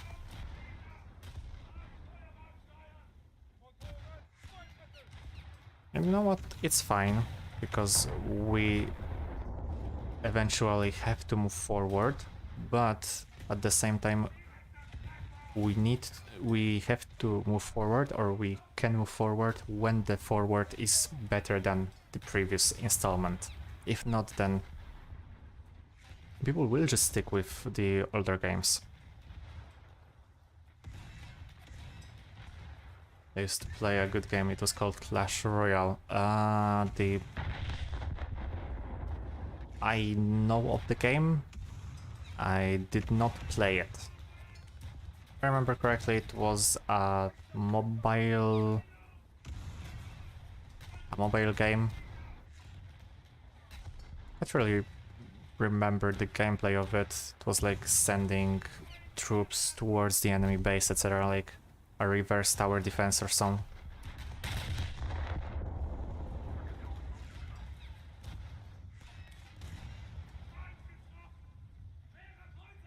And I've seen it quite a few times. It is really popular, but I did not play it. Truth be said, I did not play, and I still don't play a lot of mobile games. It's not like I find them boring or something like that.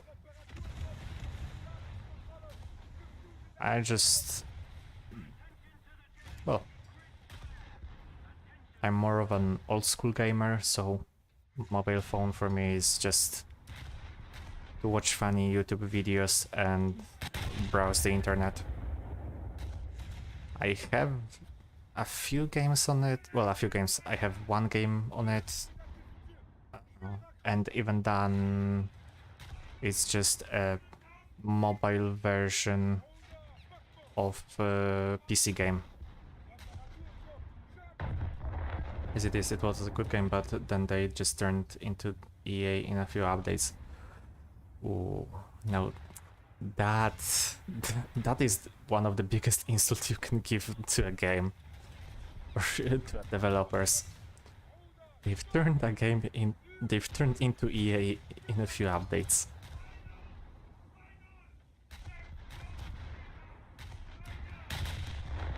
Imagine being called one of the crappiest company that ever exists in the game dev.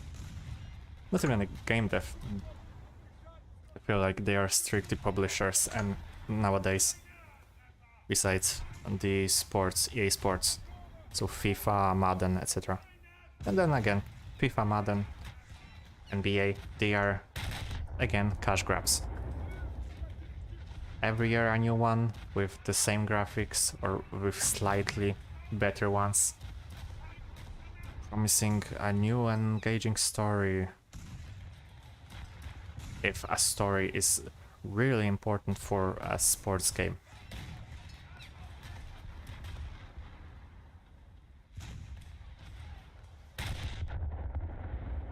There was a good game.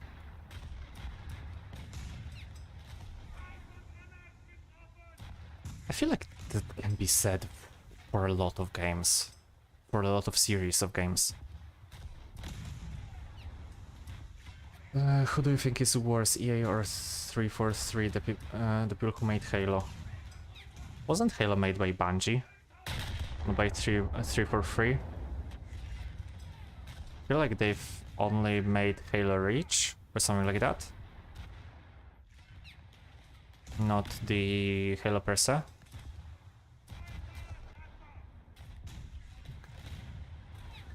Halo was developed by Bungie, published by Microsoft.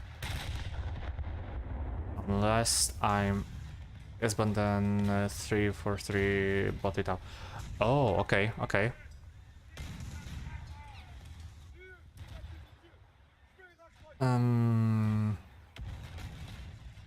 I'm gonna say EA just because I've never played a Halo game in my entire life.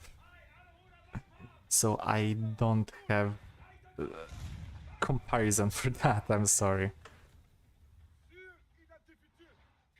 From what I've seen, they are better than EA, for sure. How better they are, that's not for me to judge, because like I said, I've never played a game. I was not in contact with the with this company products, so I can't really say, oh yeah, they are worse, they are better.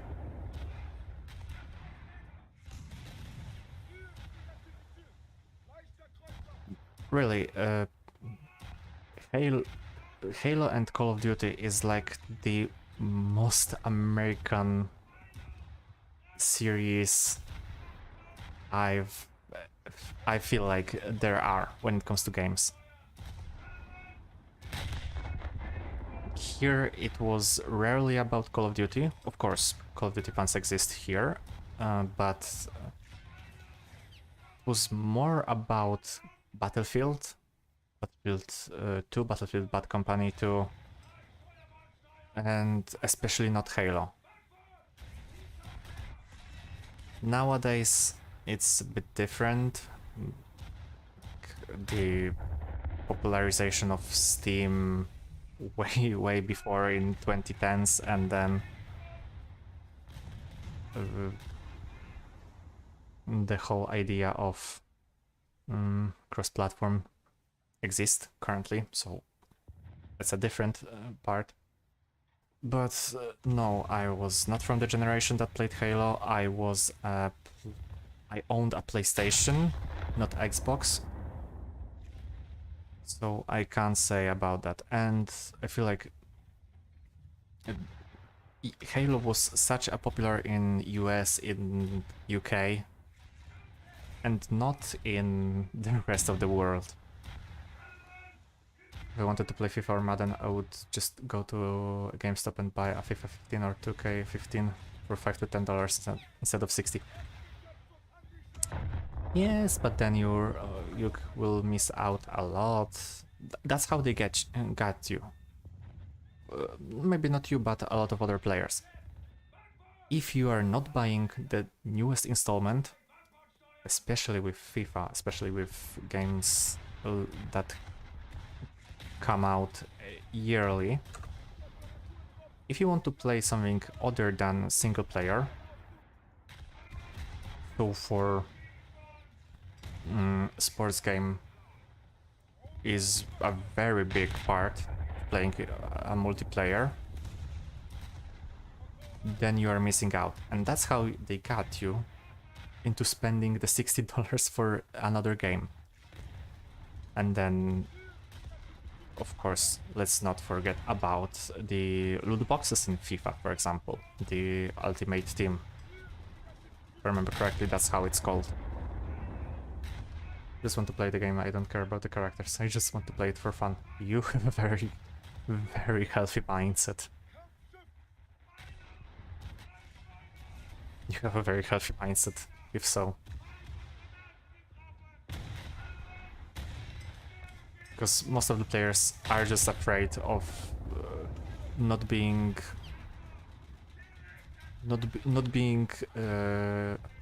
with others when it comes to sports games.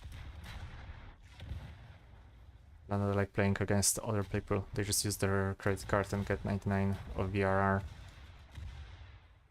Well, pay to win, as they say. Not even pay to win, just pay to play.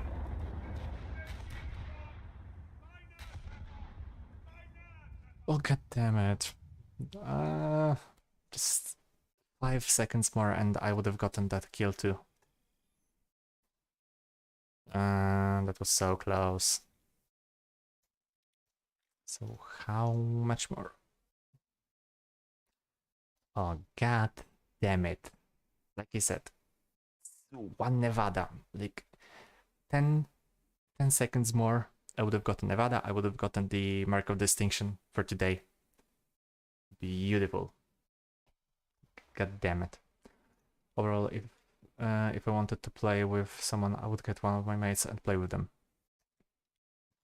Yeah, that is something that I would do also. And yeah, games like FIFA, games like I know Madden, WWE, they are way better playing. I know how old are you, but for me it's just like, yeah, sure, there's a house party or just a meeting with a couple of friends, couple of mates, grab a beer or two, some snacks, 2 gamepads, big screen, and FIFA. Doesn't matter if that's FIFA 15, FIFA 16, FIFA 18, FIFA 07. Maybe not 07 because 07 is kind of old and probably not available on modern consoles, but let's say FIFA 18 for PS4, PS5. Sure, that's really good because for the local gameplay, that's nice. Same thing with Nintendo Switch, Mario Kart, Mario Party. And for the other games, some games are better played not local. Maybe not better, but... Oh, hello, frame drops. Maybe not better, but...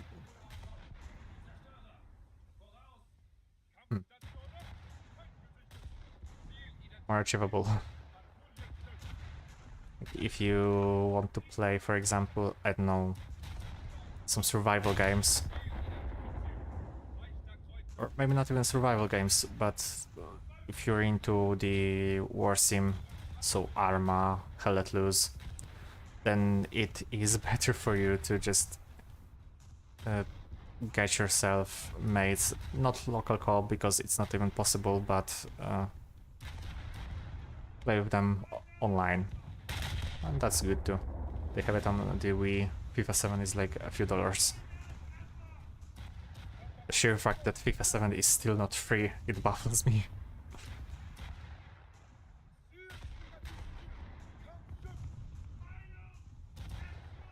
The oldest FIFA installment that I have is FIFA 08.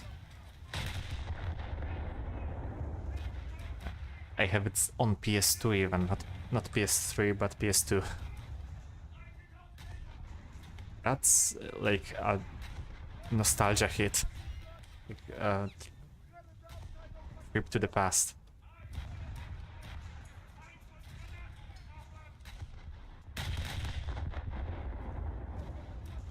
Sadly my PS2 broke, and I've had quite a few nice games that are not available anywhere else. Socom, Ratchet and Clank. Let's go to a local library. I think they started letting you check out the game for the Wii and PS4. Not here. Trust me, not here. Here, we have some places that allow you to rent out consoles and rent out games.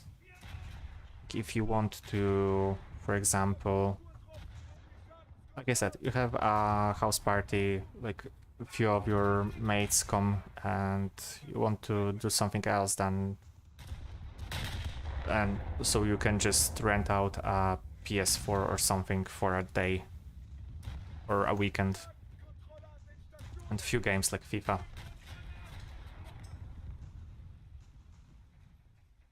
So play on the Wii, I play Wii Sports on it, and it runs better than other games. Well,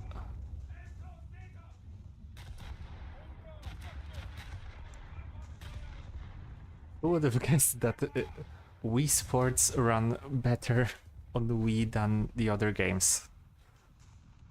Wii was not a failure, but was such a weak console that the fact...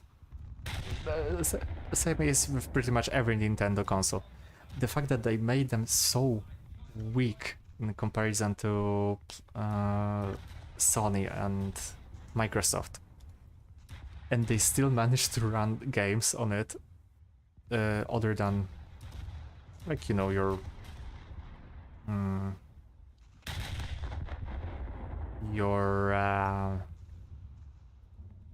own made games like Nintendo. So Mario, Pokemon, etc. It's a feat in itself. Like Red Dead Revolver on Wii. I remember that there was a Need for Speed. There was even a Call of Duty, if I remember correctly. So yeah, Wii is capable, but still weak. Not even... I feel like it was not even 720p, but 480 for some games. And did the hardest achievement in life, a bit mad in Wii boxing. Dude, you deserve a medal.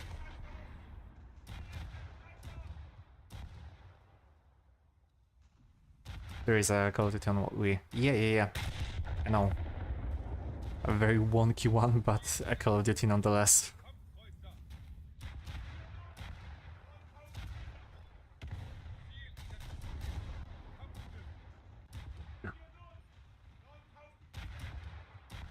Oh, hello, Glorious. One of the weirdest design. Well, weirdest. It was a design that was catered to us very specific rules and directions. The sheer fact that it was constructed and that it survived. I was about to punch my wall if I lost again. Oh boy. Playsuit was a wall, not a TV. Beating Matt is such an achievement. You can proudly say that you've beaten like a true aimbot, or maybe not aimbot, like a true cheater. It's even worse than chess bots.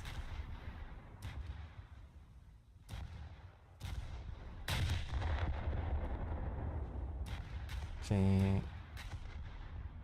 Would you please consider dying or something? Of course not, of course not.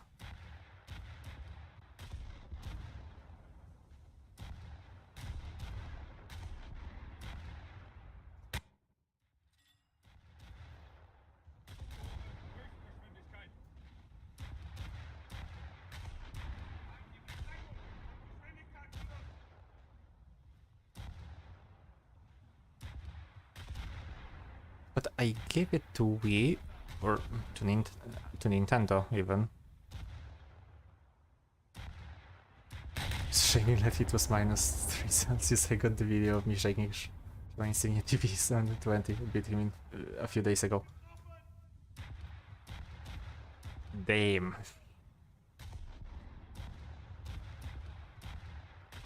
God damn.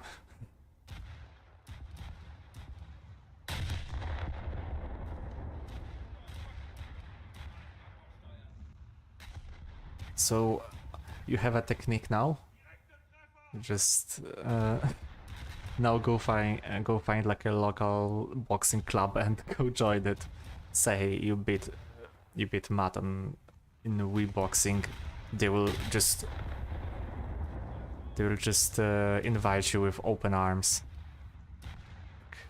You say, God damn, this dude is good.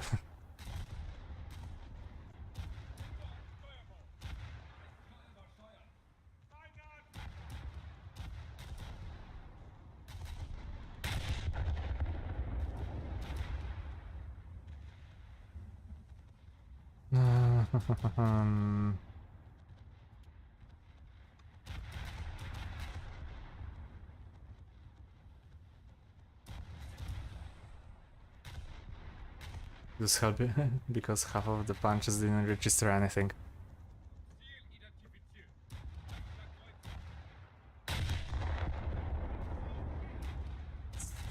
Kill issue, like one would say, but at the same time, nah.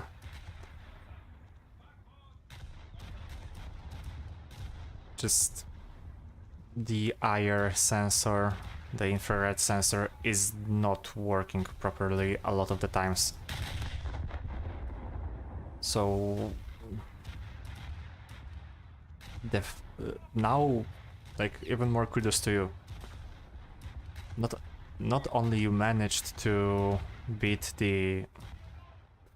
one of the hardest bosses in the video game overall, I'm sorry, but you also managed to do that with half of your inputs completely invalidated. Now, if that's not a dedication, then I don't know what what is. Really, kudos to you.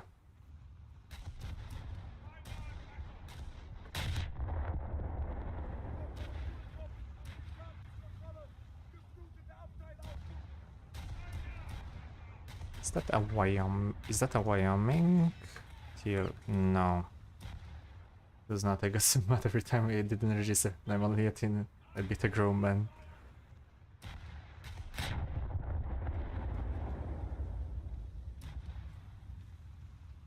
I don't know why, but that comment is just funny. I'm a teen and I beat a grown man. I'm proud of myself. Out of context, it sounds way worse.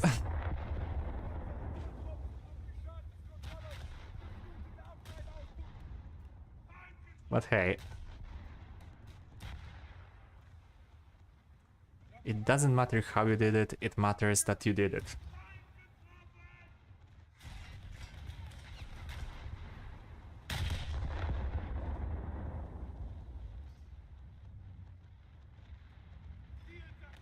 Finally. Just aiming for that weak spot for ages. Okay, that one is not looking at me. Neither you, neither do you. So I'm just gonna enjoy myself and go for that Alaska.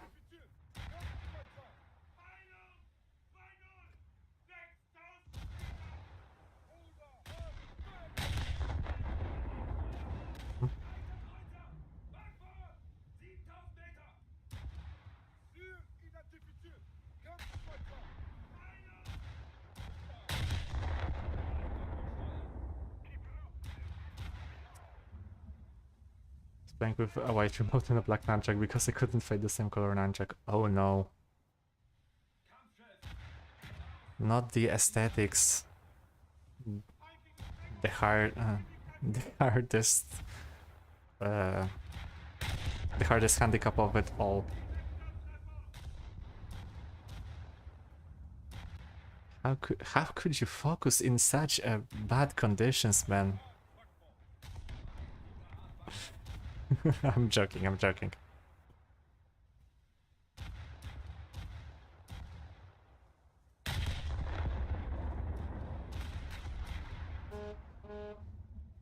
Okay, phone.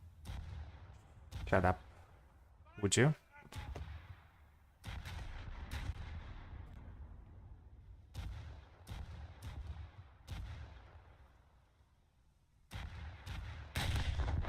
That is a little bit too low. Yeah.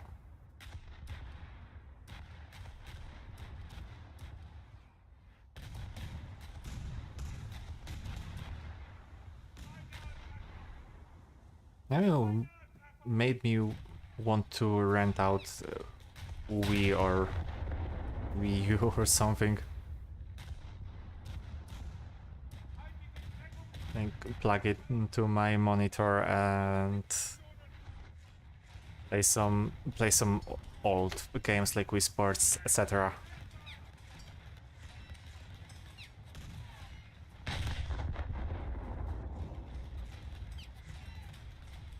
I have to find a place that rents them. I started to play with a Wii U nunchuck, but it was way worse than the black one because it didn't do anything. It worked, but it was bad. I'm surprising that it worked at all, considering that Wii U, that we did not have forward compatibility with Wii U.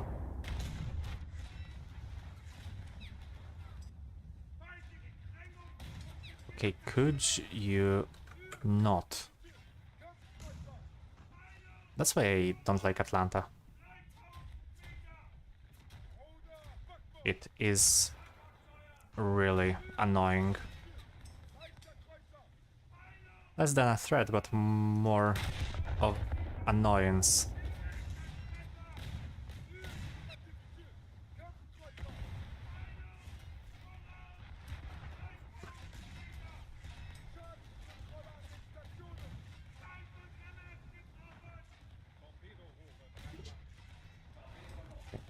That hurt.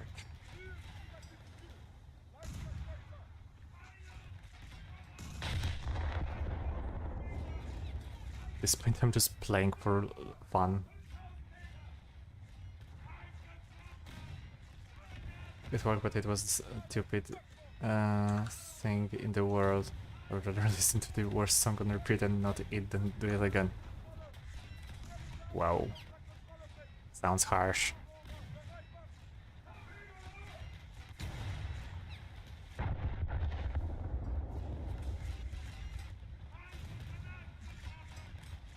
Sounds harsh, my dude.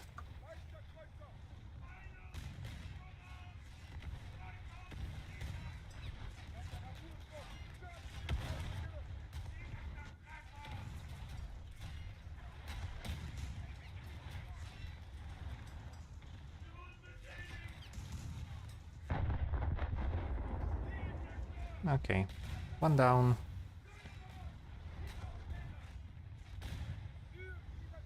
Going for 1v3 and surviving. I'll take that. Maybe not 1v3, but way closer than I expected.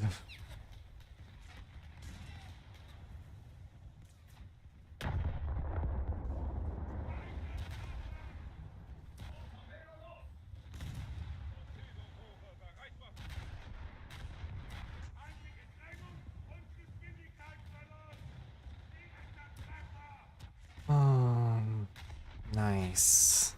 It is a GG.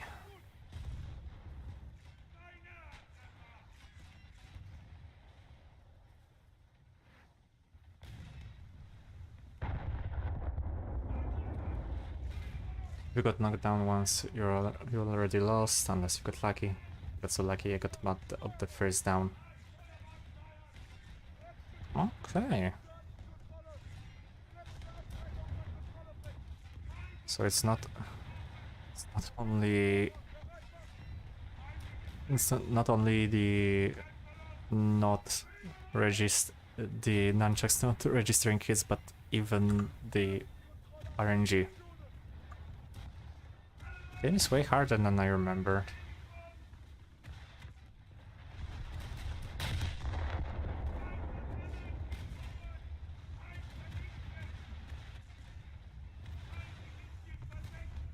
Nice. Oh, nice. To box my TV instead of mat at the point. Don't do it. TVs are expensive. Okay, so this is the end for today. Now tomorrow, probably at the same time, so 6 p.m. or something. Okay. Anyway, thanks all for joining and tuning in. Hope you enjoyed my ramblings, and I really enjoyed the talk. I'm gonna stream tomorrow around the same hour, so 7 p.m., 6 p.m. CEST. Well, I hope you have a beautiful day, night, evening, or an afternoon. See you next stream. See you tomorrow. Bye bye.